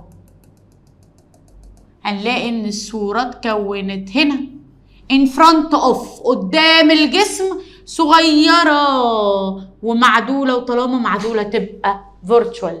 في حاجه صعبه كده؟ احنا رسمنا برضو الرسمه دي بتاعتنا يا صديقي. اوكي تعالى بقى اوريك بالابلكيشن بتاعنا ازاي الصوره لما المكان الجسم لما بيتغير الصوره بتتغير. تعالى نشوفها مع بعض زي ما شفناها بالميرور. احنا دلوقتي خدنا الست حالات بتوع اللينس وخدنا حاله واحده للكونكيف لينس. تعالى مع بعض نشوف اللي احنا قلناه ده اصلا حقيقي مع الابلكيشن بتاعنا ولا لا، ونشوف. يلا بينا. انا دلوقتي هجيب المسطره وهقيس المسافه ما بين السنتر اهوت، ما بين السنتر والاوبتيكال سنتر تمام. هنا الاوبتيكال سنتر هلاقي ان السنتر هنا، ادي السنتر الاول وادي الاوبتيكال سنتر اللي برمز له بالرمز بي. هنجيب علشان نعمل ايه؟ نحط دي مكان السنتر نحددها. اوكي. المفروض دي لو 120 يبقى في النص بالظبط مين؟ السنتر. يبقى احنا عايزين نحرك السنتر، هنحطه عند فين؟ النص بالظبط عند مسافة 60. ادي اهو يا صديقي. وادي السنتر التاني، هنجيب المسطرة كده ونقيس برضو 120. ادي السنتر التاني، وهتلاقوا ان الفوكس في النص بالظبط. اوكي يلا نشيل بينا المسطره يا اصدقائي ونبتدي نشوف ايه اللي هيحصل. كده احنا ظبطنا الرسمه. ظبطنا الرسمه ازاي؟ ان المسافه ما بين البي والسي 1 ديت كلها 120، ففي النص بالظبط عند ال60 ده يبقى الفوكس، والناحيه الثانيه نفس النظام. طيب بص اللي هيحصل. لو انا الجسم اتكون، لو انا الجسم حطيته بعد السنتر، خدت بالك الصوره فين؟ قبل السنتر اهي، قبل السنتر ادي اهو. يبقى طيب لو انا حطيتها قبل السنتر، خدت بالك الصوره اتكونت فين؟ بعد السنتر وكبيره. فاكرين من شويه قلتها باغنيه، فاكر؟ الجسم بعد السنتر، الصورة قبل السنتر صغيرة ومقلوبة. طب قبل السنتر الصورة، بعد السنتر كبيرة ومقلوبة. طب عند السنتر الصورة عند السنتر ايكوال ومقلوبة. طب عند الفوكس نو ايمج. ادي هو اللي احنا قلناه، بعد السنتر الصورة قبل السنتر وصغيرة ومقلوبة. طب قبل السنتر الصورة بعد السنتر وكبيرة ومقلوبة. طب لو عند السنتر بالظبط الصورة هتتكون عند السنتر بالظبط وايكوال ومقلوبة. طب لو عند الفوكس يا صديقي مفيش صورة اصلا هتتكون لان كل الري باراليل. طب لو قبل الفوكس بص اهو ايه اللي حصل، الصورة اتكونت بعد او ورا behind البادي وكبيرة، وفي الحالة دي الحالة الوحيدة اللي الصورة فيها معدولة. حلو الكلام. طب خدنا بعد كده بقى مين هناخد الكونكيف لينس. لقينا ان الصورة اتكونت مهما غيرت مكان الجسم. بصوا هي نفس الصورة تتكون in front of the body قدام الجسم ومعدولة وصغيرة. هي كيس واحدة بس، ده كل اللي احنا خدناه في السلايد اللي فاتت بالستة كيسز اللي احنا خدناهم. بعد السنتر قبل السنتر صغيرة ومقلوبة، قبل السنتر بعد السنتر كبيرة ومقلوبة. طب عند السنتر ايكوال ومقلوبة. طب عند الفوكس نو ايمج. طب قبل الفوكس تبقى ايه؟ behind the body ومعدولة، ودي الحالة الوحيدة اللي معدولة. طب في حالة concave lens هي حالة واحدة بس، ان الصورة بتتكون in front of the body وعرفنا ازاي بتترسم ومعدولة وصغيرة. كده احنا خلصنا كل الحالات بتاعت الرسومات، وبرضو هعلمها لك ورقة وقلم وهنرسم ازاي زي الميرور. تعال نشوف دلوقتي يا صديقي ايه الامراض او استخدامات اللينس في علاج الامراض. بص يا سيدي، عندي انا هاخد 3 امراض، هعمل مقارنة ما بين 2 diseases لوحدهم والديزيز الثالث لوحده خالص. في حاجة اسمها short sightedness وفي حاجة اسمها long sightedness. تعالى نقراهم واحدة واحدة وبعد كده نفهمهم مع بعض. بيقول لي ايه يا سيدي في short sightedness؟ قال لي في short sightedness vision defective through which غلط. يلا بينا. قال لي هي vision defective through which a near object. ركز انا قلت ايه near object، الجسم القريب بس هو اللي كان بي سين كلير. يعني الشورت افتكرها بشورت قصير، فالجسم القريب انا شايفاه، الجسم القريب انا شايفاه، يبقى شورت قريب يبقى نير اوبجكت كان بي سين كليرلي، انا عارفه اشوفه عادي خالص. لكن مشكلتي كلها ان الفار اوبجكت ماله؟ قال لي بيبان ديستوردد. يعني ايه ديستوردد؟ منغمش كده مش شايفاه قوي. يبقى تاني شورت قصير، النير القريب هو اللي بشوفه، البعيد بيبقى منغمش. تعالى كده عند اللونج العكس. قال لي لونج هو مرض بيحصل فيه ايه؟ قال لي اللي فيه الفار اوبجكت الاجسام البعيده افتكرها بلونج طويل، فمعنى كده ان انا بشوف الاجسام البعيده بشوفها كويس، لكن الاجسام النير القريبه بتبان ديستوردد. يعني ديستوردد منغمشه. يبقى تاني شورت بشوف الاجسام القريبه حلو، لكن لونج هو اللي بشوف بيه الاجسام البعيده هي اللي حلو. يبقى تاني الشورت سايدنس النير اوبجكت كان بي سين كليرلي، بقدر اشوفه عادي نقي وباين جدا بالنسبه لي، لكن الفار اوبجكت بشوفه ديستوردد منغمش. حلو الكلام. طب اللونج سايدنس قال لي الاجسام البعيده كان بي سين كليرلي، اقدر اشوفها عادي، لكن النير اوبجكت بشوفها ديستوردد. طب ميس هو ده سببه ايه؟ قال لي ده سببه عيب خلقي بيبقى في قاع العين او في الدايره الاي بول، دايره العين، وهنعرف السبب. طيب اوكي، ادي اهي الاسباب. بيقول لي انكريز وهوضحها لك بفيديو، بس تعالى نقراها واحده واحده. ايه اسباب الشورت سايدنس؟ انكريز ذا اي بول diameter of ايه اللي بيسبب ان الريتنا to be far from the eye ball. ايه ده يا مس مش فاهم؟ تعالى كده اوريك حاجه رسمه. بص يا صديقي، ادي الجسم اهو، ده اي جسم المفروض عشان انت تقدر تشوف الجسم بالظبط سواء قريب او بعيد تشوفه كلير نقي جدا وشايفه حلو، لازم يتكون هنا عند الريتنا. خدت بالك في الشورت سايدنس ايه اللي حصل؟ الصوره اتكونت قبل in front of retina اهي، اتكونت هنا ليه؟ قال لي علشان اهي لسه قايلينها حالا، عشان الاي بول ماله كبير اهو. increase the eye ball diameter يعني الاي بول بتاعنا كبير، فايه اللي حصل؟ الصوره اتكونت قبل الريتنا، فبالتالي ما اتكونتش عند المكان المظبوط، فانا مش عارف اشوفها قوي، شايفها منغمشه. يبقى تاني، يعني ايه شورت سايدنس؟ قال لي شورت سايدنس هو عباره عن ديزيز عن طريقه بشوف ايه؟ النير اوبجكت can be seen clearly but the far object seem ايه؟ distorted. طب ليه؟ because increase the eye ball diameter، علشان القطر بتاع الدايره بتاعت العين كبير، فبالتالي الصوره بتتكون in front قدام الريتنا مش على الريتنا بالظبط.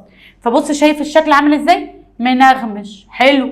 طب تعالى عند اللونج سايدنس، ايه السبب في اللونج سايدنس؟ قال السبب في اللونج سايدنس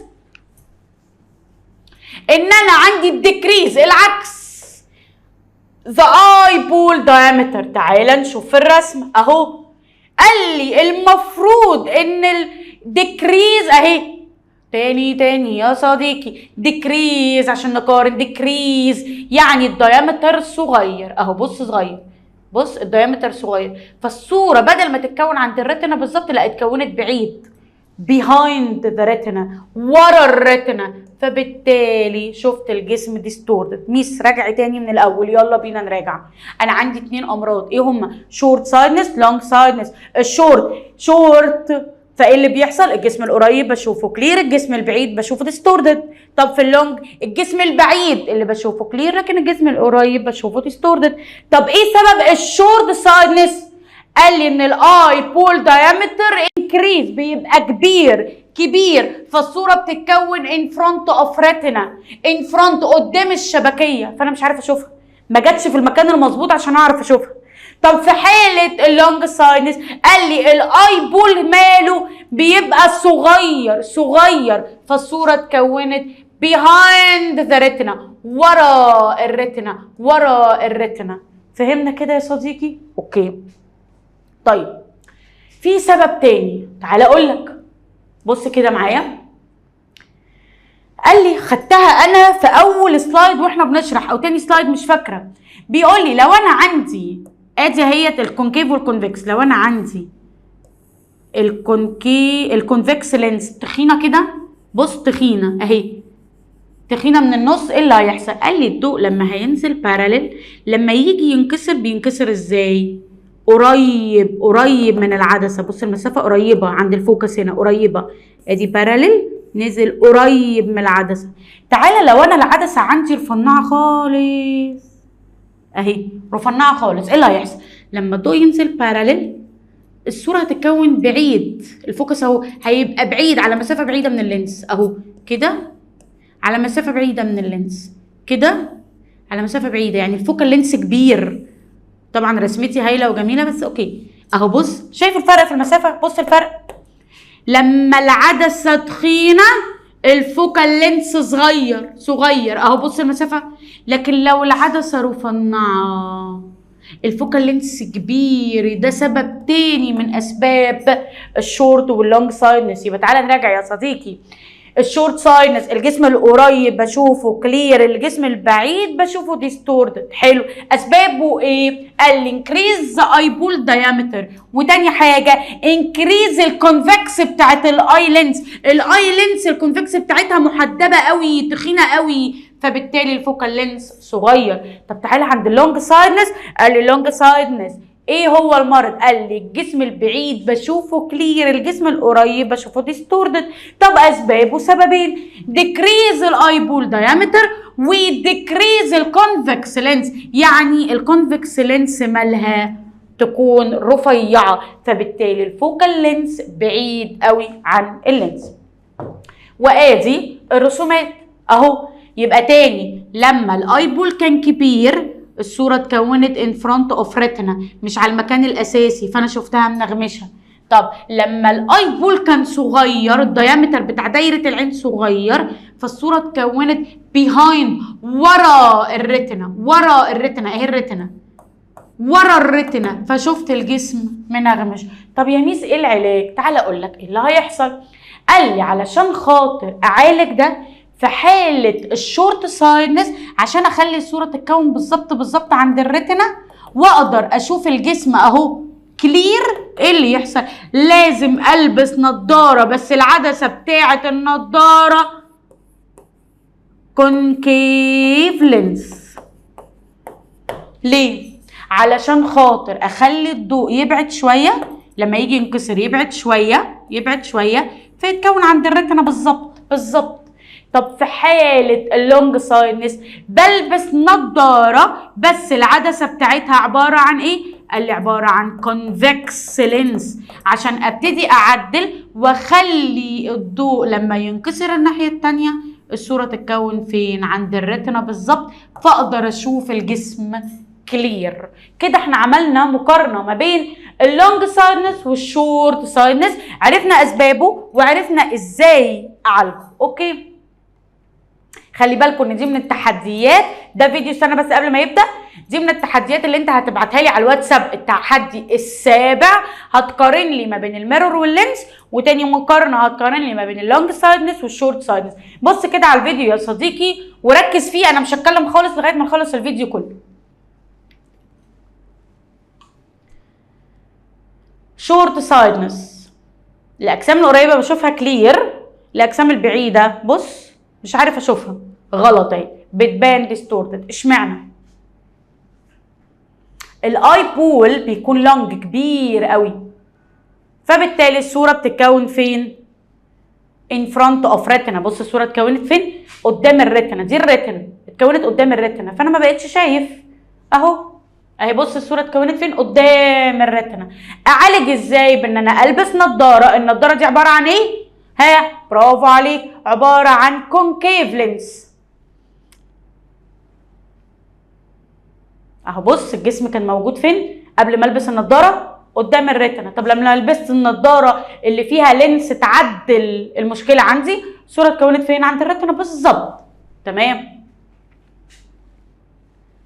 تعالى نكمل.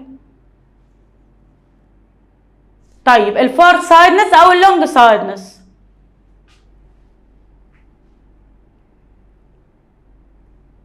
الاجسام القريبه ما بعرفش اشوفها، بس الاجسام البعيده بعرف اشوفها. اشمعنى؟ قال لي علشان الاي بول الدايره الديامتر صغير، فالصوره بتتكون ورا الريتنا اهو، ورا الريتنا behind the retina. اوكي، طب عشان اعالج الموضوع ده البس نظاره عامله ازاي؟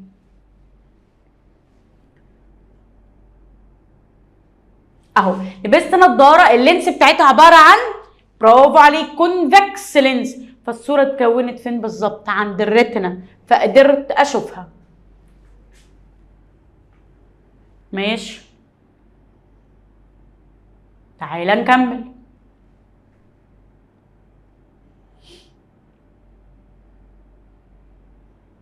بالفيديو ده انا قلت لك الفرق ما بين اللونج والشورت سايدنس، عندي 3 بوينت اوف كومباريزون، 3 نقط للمقارنه. اول نقطه المرض ده عباره عن ايه اصلا؟ انهي جسم اللي بشوفه كلير وانهي جسم اللي بشوفه ديستوردد. تاني نقطه ايه الاسباب بتاعه المرض كل واحد فيهم. تالت نقطه ودي اللي انت هتبعتها لي على الواتساب، تالت نقطه في المقارنه هي ازاي كوركشن او التريتمنت، ازاي اعالج. اوكي كده خلصنا الفيديو بتاعنا. تعالى ناخد اخر حاجه عندي، ودي اسئله جيف ريزون كده خدناها من شويه، تعالى نقراها مع بعض مش مشكله. بيقول ايه؟ in the concave lens is used to correction the short sightedness. ليه اشمعنى الكونكيف لينس بالذات اللي بستخدمها في حاله الشورت سايدنس؟ خلي بالك انا ساعتها قلت ليه؟ عشان لما اللايت ريفراكت ينكسر الصوره تتكون فين بالظبط؟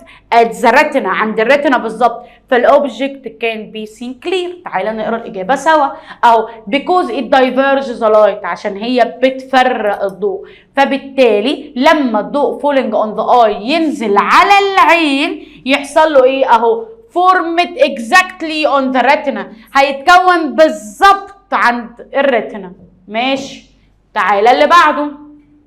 give reason ليه الكونكيف لينس هي اللي الكونفكس لينس هي اللي بستخدمها في حاله اللونج سايدنس، علشان الكونفكس لينس بتجمع الضوء بتجمعه في نقطه واحده. النقطه الواحده دي فين؟ عند الريتنا بالظبط، عند شبكيه العين، فاقدر اشوف الجسم كلير. تعالى نقرا مع بعض.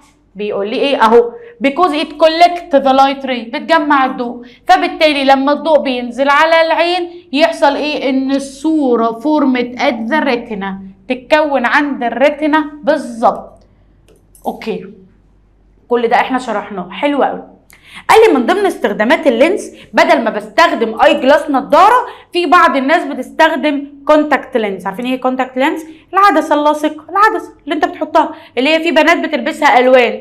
اوكي. قال لي هي عباره عن ايه؟ قال لي هي عباره عن كونتاكت لينس ار يوزد انستيد اوف ذا ميديكال جلاس، بستخدمها بدل النضاره to treat the vision defect، عشان تعالج بعض امراض او العيوب بتاعه الرؤيه. ماشي. تعالى نكمل. طب الكونتاكت لينس دي عباره عن ايه؟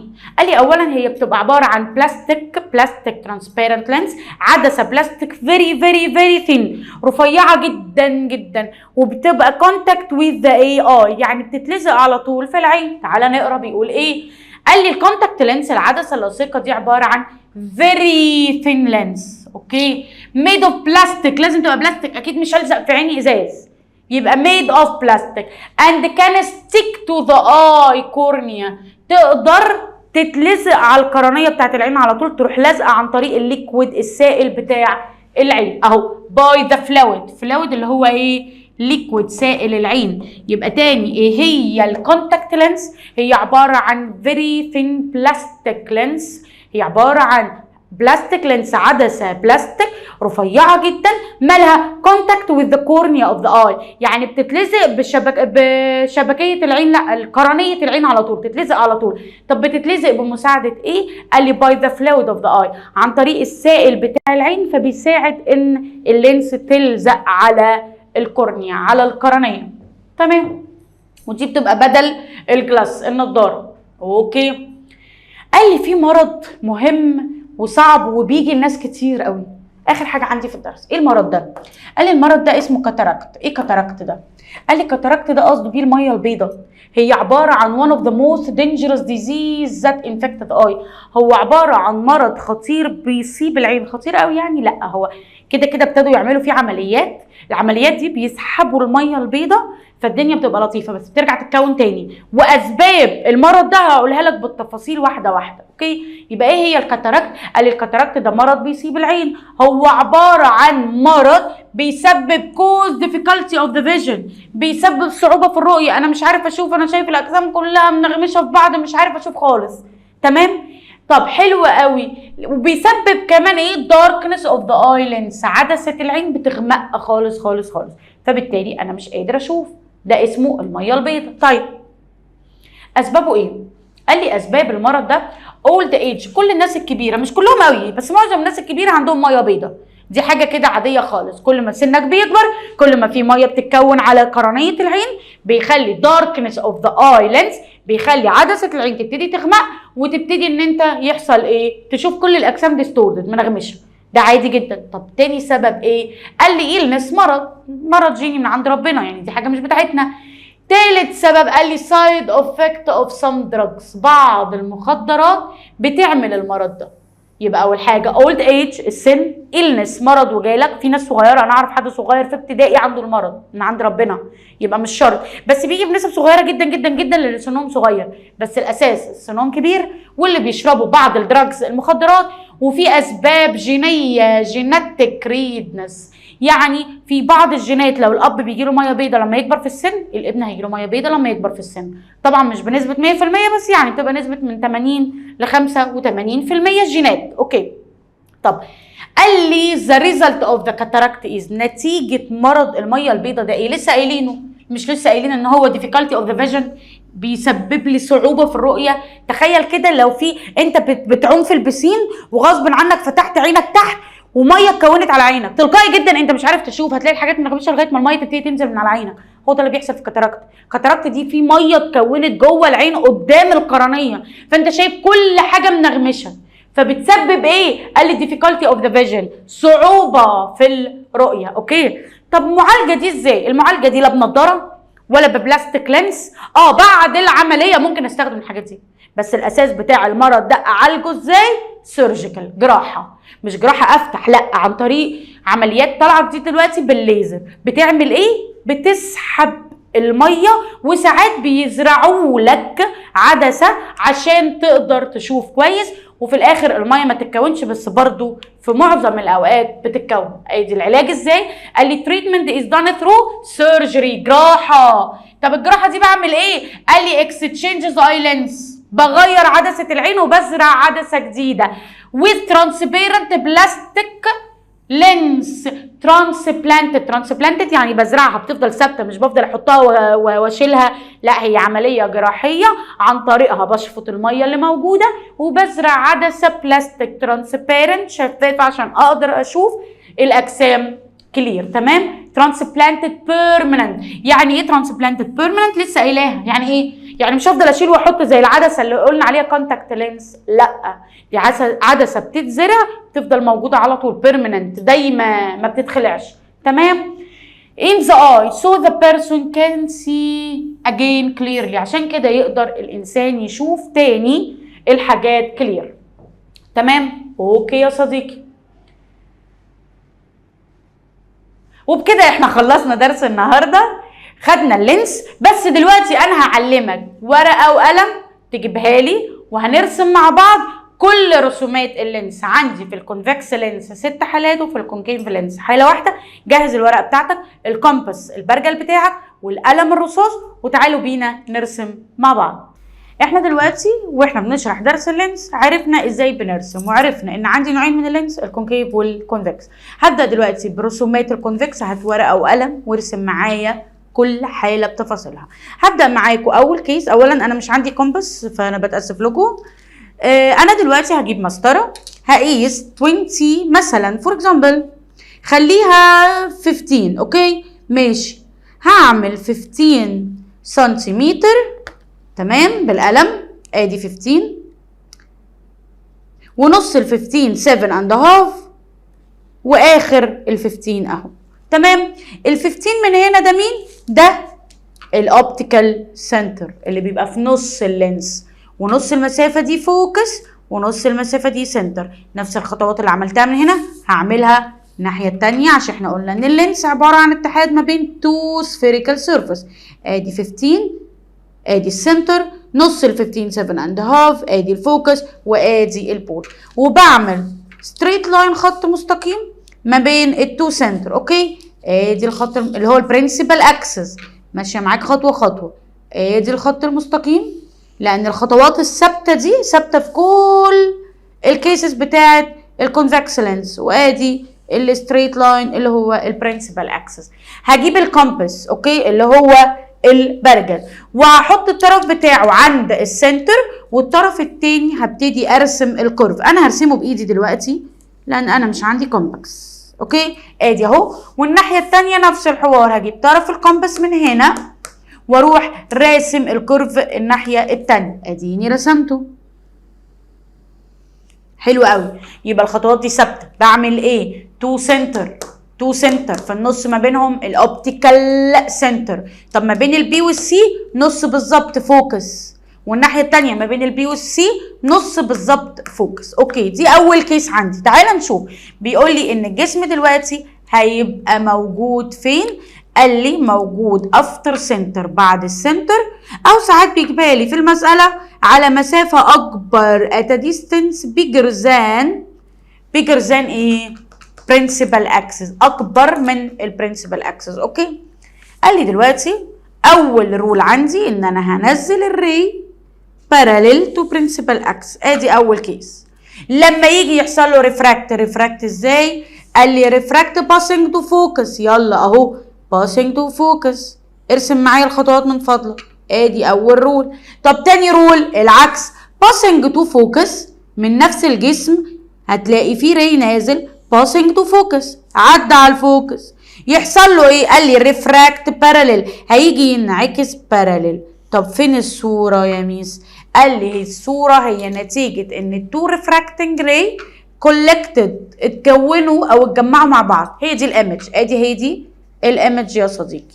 الايمج اتكونت فين؟ بيفور سنتر، قبل السنتر، بصه لتحت. واخد بالك شايف دي مسافه قد ايه؟ شايف دي مسافه قد ايه؟ صغيره. يبقى تعالى اللي احنا قلناه ولخصناه في الحصه جوه، الجسم بعد السنتر، الصوره قبل السنتر، ما بين الفوكس والسنتر. الصوره مالها؟ مقلوبه وصغيره. يبقى تعالى نشوف ايه صفات الايمج. قال لي الايمج located at a distance، موجوده على مسافه smaller than، اصغر من البرنسبل اكسس او الراديوس. اوكي تمام. او تقول لي ان هي between، ما بين الفوكس and center. واقول لك حاجه كمان، ساعات يقول لي مش المسافه دي، بص اللي انا هنقطها دي، مش دي اسمها فوكال لينس؟ الصوره اتكونت فين؟ بعد الفوكال لينس، يعني على مسافه اكبر من الفوكال لينس. بيجيبها لي كده في بعض الاوقات في الامتحانات. يبقى الصوره اتكونت at a distance، على مسافه bigger than او larger than، اكبر من فوكال لينس. اوكي كل دي مكان الصوره. صفاتها ايه؟ انت اللي هتقول لي صغيره ولا كبيره. صغيره، يبقى اسمها ايه؟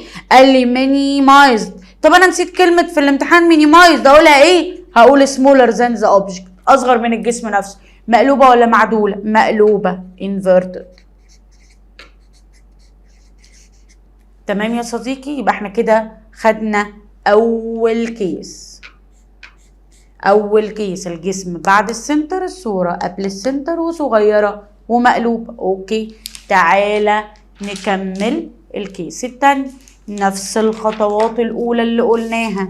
هعمل 15 سنتيمتر، واعمل كده في الامتحان، جيب ورقتين قصاد بعض وارسم براحتك، خليها كبيره. ادي اهو 15.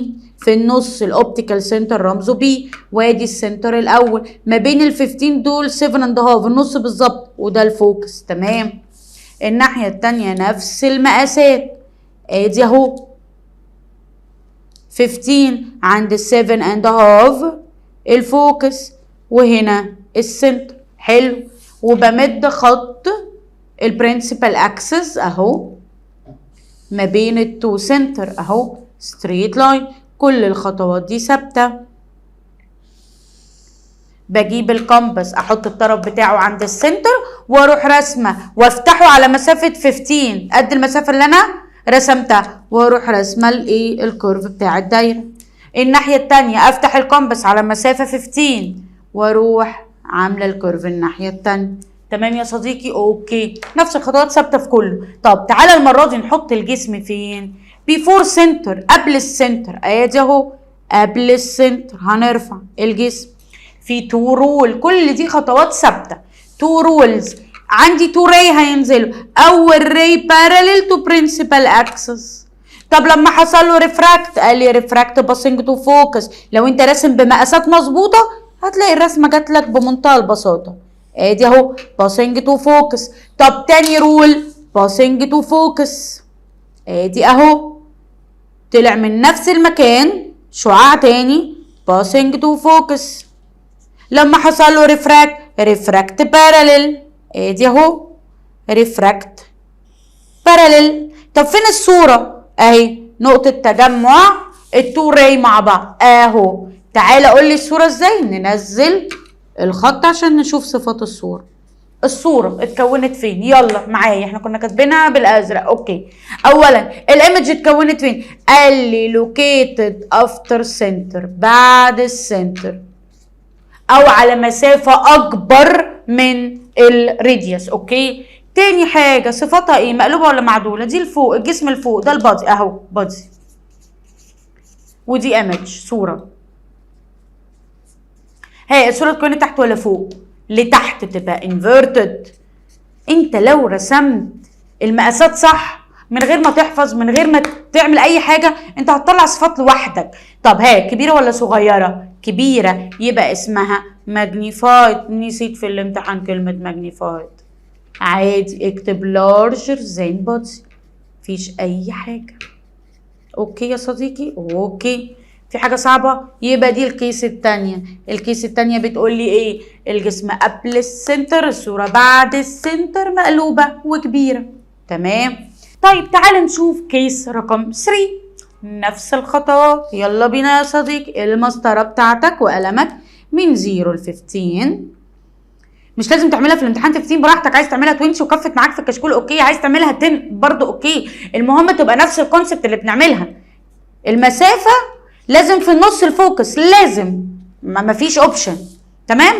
انا بعملها 15 عشان تبقى كبيرة بالنسبة لك وانت شايفها، انت اعملها اقل من كده براحتك. الناحية التانية نفس الحوار، السنتر في النص بالظبط فوكس. هعمل straight line passing to the center of curvature، خط مستقيم يمر ما بين التو سنتر اوف كيرفيتشر. تمام. تمام.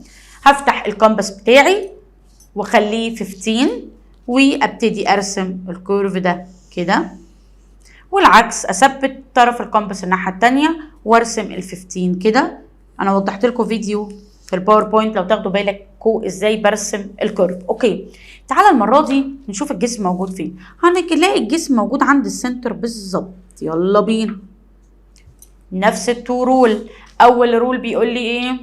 اول رول بيقول لي ان اللايت ماله باراليل، نزل باراليل تو برنسبل اكسس.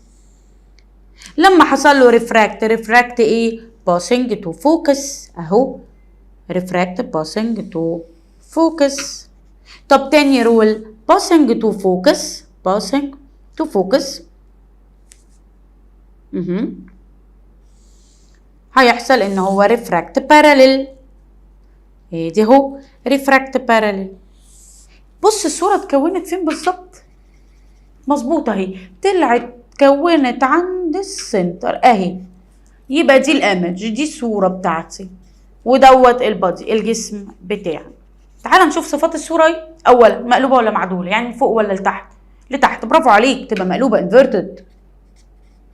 طيب تاني حاجة موجودة فين بالظبط؟ at center، عند السنتر بالظبط. حلو الكلام. طيب شوف كده هتلاقي 1 2 3 4 5، هنا هتلاقي 1 2 3 4 5. ايه ده ايكوال يا ميس، نفس الحجم. ما هي صح، ايكوال ان سايز، نفس الحجم. ودي الكيس رقم 3. تعال نلخصهم. بعد السنتر قبل السنتر صغيرة ومقلوبة، قبل السنتر بعد السنتر كبيرة ومقلوبة، عند السنتر ايكوال ومقلوبة. فهمت انا قصدي ايه؟ انا بقول اول مكان الجسم والتانية مكان الصورة. تاني، الجسم فين؟ بعد السنتر، الصورة قبل السنتر، يبقى بعد السنتر قبل السنتر صغيرة ومقلوبة، قبل السنتر بعد السنتر كبيرة ومقلوبة، عند السنتر ايكوال ومقلوبه. تمام. يبقى ده الثري كيسز اللي خدناهم لغايه دلوقتي. تعالى ورقه والقلم بتوعك وناخد الكيس رقم 4. نفس الستبس. زهقنا يا ميس؟ معلش، ورقتك وقلمك ومعايا. يلا بينا يا صديقي. 15 يلا 15 سنتر، اوبتيكال سنتر، 7.5 في النص فوكس. الناحية التانية نفس الستيب. 15 سنتر في النص 7.5 فوكس. straight line passing through two center of curvature، خط مستقيم ما بين التو center of curvature. ابتدي افتح الكومباس ما بين السنتر وارسم الكيرف الاول وادي الكيرف التاني. اوكي يلا بينا. المره دي هنحط البادي فين؟ قال لي هنحط البادي المره دي عند الفوكس بالظبط. يلا بينا، ادي الفوكس، هنطلع الجسم فوق. نفس التو رول. اول رول قول بقى انت لوحدك. الباراليل ايه؟ برافو، قال لي لايت ري باراليل فلما نزل passing to focus. برافو. طب الراي التاني ينفع اقول passing to focus؟ اذا الجسم عند الفوكس ايه؟ الضوء هينزل لتحت؟ لا، الضوء بيمشي في ستريت لاين. طيب فالمره دي هنستخدم الرول الثالث اللي هو بيقول ايه؟ بيقول ان الراي passing to optical center، عدى على الاوبتيكال سنتر، فلما عدى الناحيه الثانيه ما انكسرش، فحصل ايه؟ قال لي عدى without any refraction، عدى الناحيه الثانيه خط مستقيم ما حصلوش اي حاجه. ايه ده؟ فين الصوره؟ تعالى نعمل اكستنشن، يلا بينا. ادي اكستنشن، امتداد، هفضل امد والنبي يفضل مد لاخر السرير، لاخر المكتب، لاخر البيت، لاخر الدنيا كلها، هفضل امد اكستنشن اهو، ما وصلش لحاجه. طيب الري التاني، يلا يا صديقي نعمل اكستنشن اهو. ايه ده يا ميس؟ ده التو ريفراكتنج راي حتى الاكستنشن بتاعهم ما اتقابلش. ما اتقابلش لان هم باراليل تو ايتش اذر، باراليل تو ايتش اذر، استحاله يتقابلوا. ايه ده؟ يعني معنى كده ان مفيش صوره؟ مفيش صوره. فيبقى لما الجسم البودي يبقى عند الفوكس، ايه اللي هيحصل؟ نو ايمج يا صديقي. ليه نو ايمج؟ ليه مفيش صوره اتكونت؟ علشان خاطر التو ريفراكتنج راي باراليل تو ايتش اذر، فبالتالي كانت كولكت، استحاله يتقابلوا. خلاص، يبقى في الحاله دي مفيش صوره اتكونت، ودي الكيس رقم 4. اوكي، تعالى عند الكيس رقم 5. كل دول كونفكس لينس، نفس الستيب. زهقنا، معلش جريها. السنتر، اوبتيكال سنتر، فوكس. السنتر، اوبتيكال سنتر، الفوكس اهو. تمام، هنفتح الكومباس، هنرسم الكيرف، كل الخطوات دي ثابته. الكيس رقم 5 بنعمل ايه؟ قال لي بنحط الجسم ما بين الاوبتيكال سنتر والفوكس، هنا على المسافه دي، يعني اصغر من الفوكال لينس. ما المسافه دي اسمها فوكال لينس، يعني على مسافه اصغر من الفوكال لينس. ادي طلعنا الجسم على مسافه اصغر من الفوكال لينس يا صديقي. اول رول، زهقنا معلش، باراليل. قول بقى لوحدك والنبي، ها قول باسنج تو فوكس. باسنج تو فوكس. طيب تاني رول قال لي الري هيبقى باسنج تو اوبتيكال سنتر. حصل ايه؟ عدى الناحيه الثانيه without any refraction. طب فين الصوره يا ميس؟ تعالى نعمل اكستنشن يا صديقي للريفراكتنج راي، يلا. ادي اهو اكستنشن. دايما بعمل الاكستنشن عشان هو مش شعاع حقيقي، دايما بعمله نقط، فانت تفهم اللي بيصحح لك ان انت عارف الفرق ما بين الري الحقيقي والاكستنشن بتاعه. ادي اهو. الله، ده في صوره اتكونت اهو، اتقابلوا مع بعض اهو. ايوه اتقابلوا اهو، وادي الصوره اهي. اي الصوره اتكونت فين؟ ده البادي، ده الجسم. قال لي الايمج، الصوره اتكونت behind the body، ورا الجسم. يبقى اول حاجه behind the body.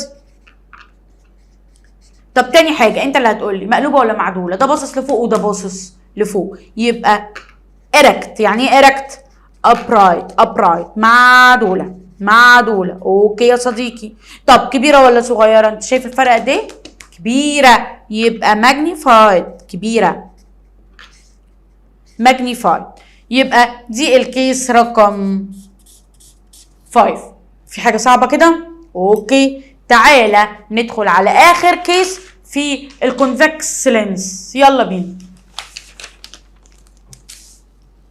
بص يا صديقي، هنعمل ايه برضه؟ 15 ادي اهو،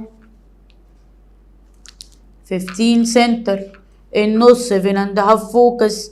في الاول خالص اوبتيكال سنتر، حلو. الناحية التانية نفس الحوار، 15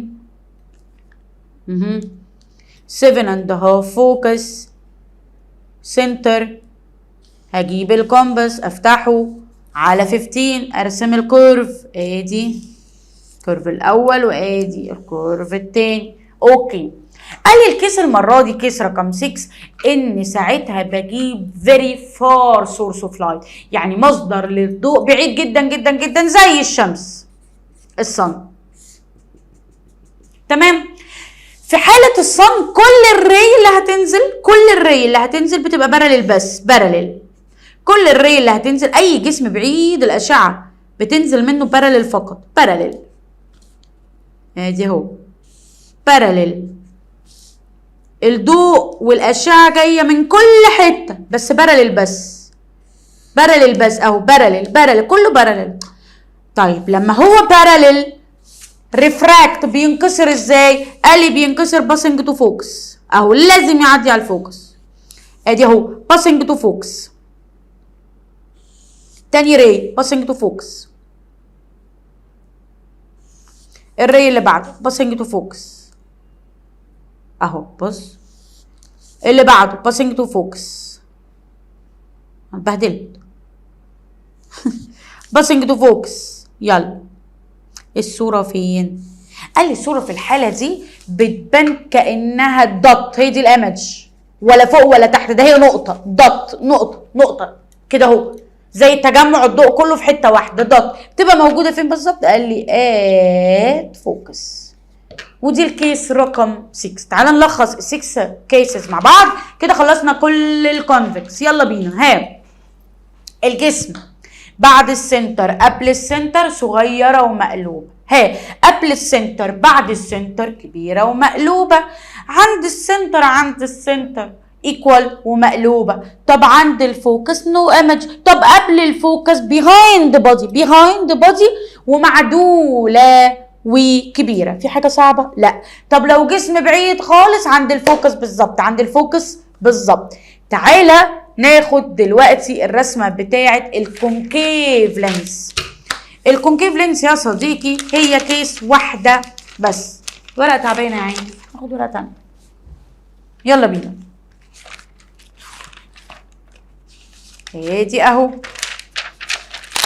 المرة دي لما بنرسم اللينس بنرسمها بطريقة تانية خالص. ليه؟ لأن دي كونكيف. بص يا صديقي بنعمل ايه؟ نفس الستيب الأولى اللي هي أحدد فين السنتر وفين الفوكس أهو.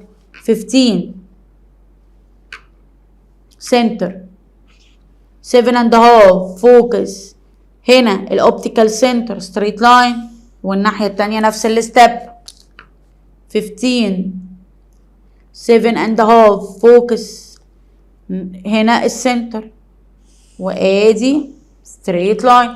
المره دي برسم الكيرف لبره. يعني ايه برسم الكيرف لبره؟ او لما تيجي تفتح الكومباس هتفتح الكومباس اوكي وترسم الكيرف عادي خالص. بس بص يا صديقي عارفين ازاي؟ هخلي الدايرتين بعيد عن بعض، يعني في مسافه ما بينهم اهو. بص هي دي اللينس. عايز تعملها بايدك زي ما انا بعمل اوكي، عايز تعملها بالكومباكس اوكي، عايز تعملها بالبروتراكتور برضو اوكي، اللي انت عايزه. اوكي تعالى نشوف هيحصل ايه. حطيت الجسم اهو. تضحك عليا يا مشو؟ حطيت الجسم اهو. حصل ايه؟ ان اللايت حصل له ايه؟ اسمك كان حافظ اكتر مني يا مشو والله في الفيديوهات. اللايت ري حصل له ايه؟ باراليل. فلما باراليل مش باراليل، ايه اللي هيحصل؟ اللينس الكونكيف بتعمل ايه لللايت؟ ريفراكت لبره، يعني انكسر لفوق. بص لبره، لان هي بتفرق الضوء مهما حصل. اوكي ده اول رول. طب تاني رول، باسنج تو اوبتيكال سنتر، هيعدي الناحيه التانيه من غير اي ريفراكشن، مش هينكسر خالص اهو، عدى ستريت لاين عادي خالص. فين الصوره يا ميس؟ شايف الري ده اهو؟ هعمل له اكستنشن اللي هو الري ده اهو ده اللي انكسر لبره، هعمل له اكستنشن همده لغايه ما الاتنين يتقابلوا مع بعض. ادي النقطة اللي اتقابلوا فيها وهي دي الايمج. في الحالة دي الايمج اتكونت فين؟ قدام، ده البادي، اتكونت قدام الجسم، يبقى in front of body، قدام الجسم. كبيرة ولا صغيرة؟ انت اللي هتقولي. ها برافو عليك، minimized. طب مقلوبة ولا معدولة؟ معدولة، erect او upright لو انت نسيت. ودي الكيس الوحيدة بتاعة الكونكيف لينس، مفيش اي كيس تانية. يبقى كده احنا لخصنا مع بعض الرسومات، وعرفنا ان المحاضرة السابعة هنعمل التحدي بتاعنا اللي هو هتعملي كومباريزون كبيرة ما بين الميرور واللينس بكل رسوماتها وبكل حالاتها وبانواعها، تعملي كومباريزون ما بين الشورت سايدنس واللونج سايدنس. يبقى ده التحدي السابع، وابعتهولي علشان خاطر نجيب لكم الهدايا بتاعتكم لاحسن تلخيص. واشوفكم الحصه الجايه مع يونت جديده خالص هتحبوها جدا جدا عن اليونت دي كمان. باي باي.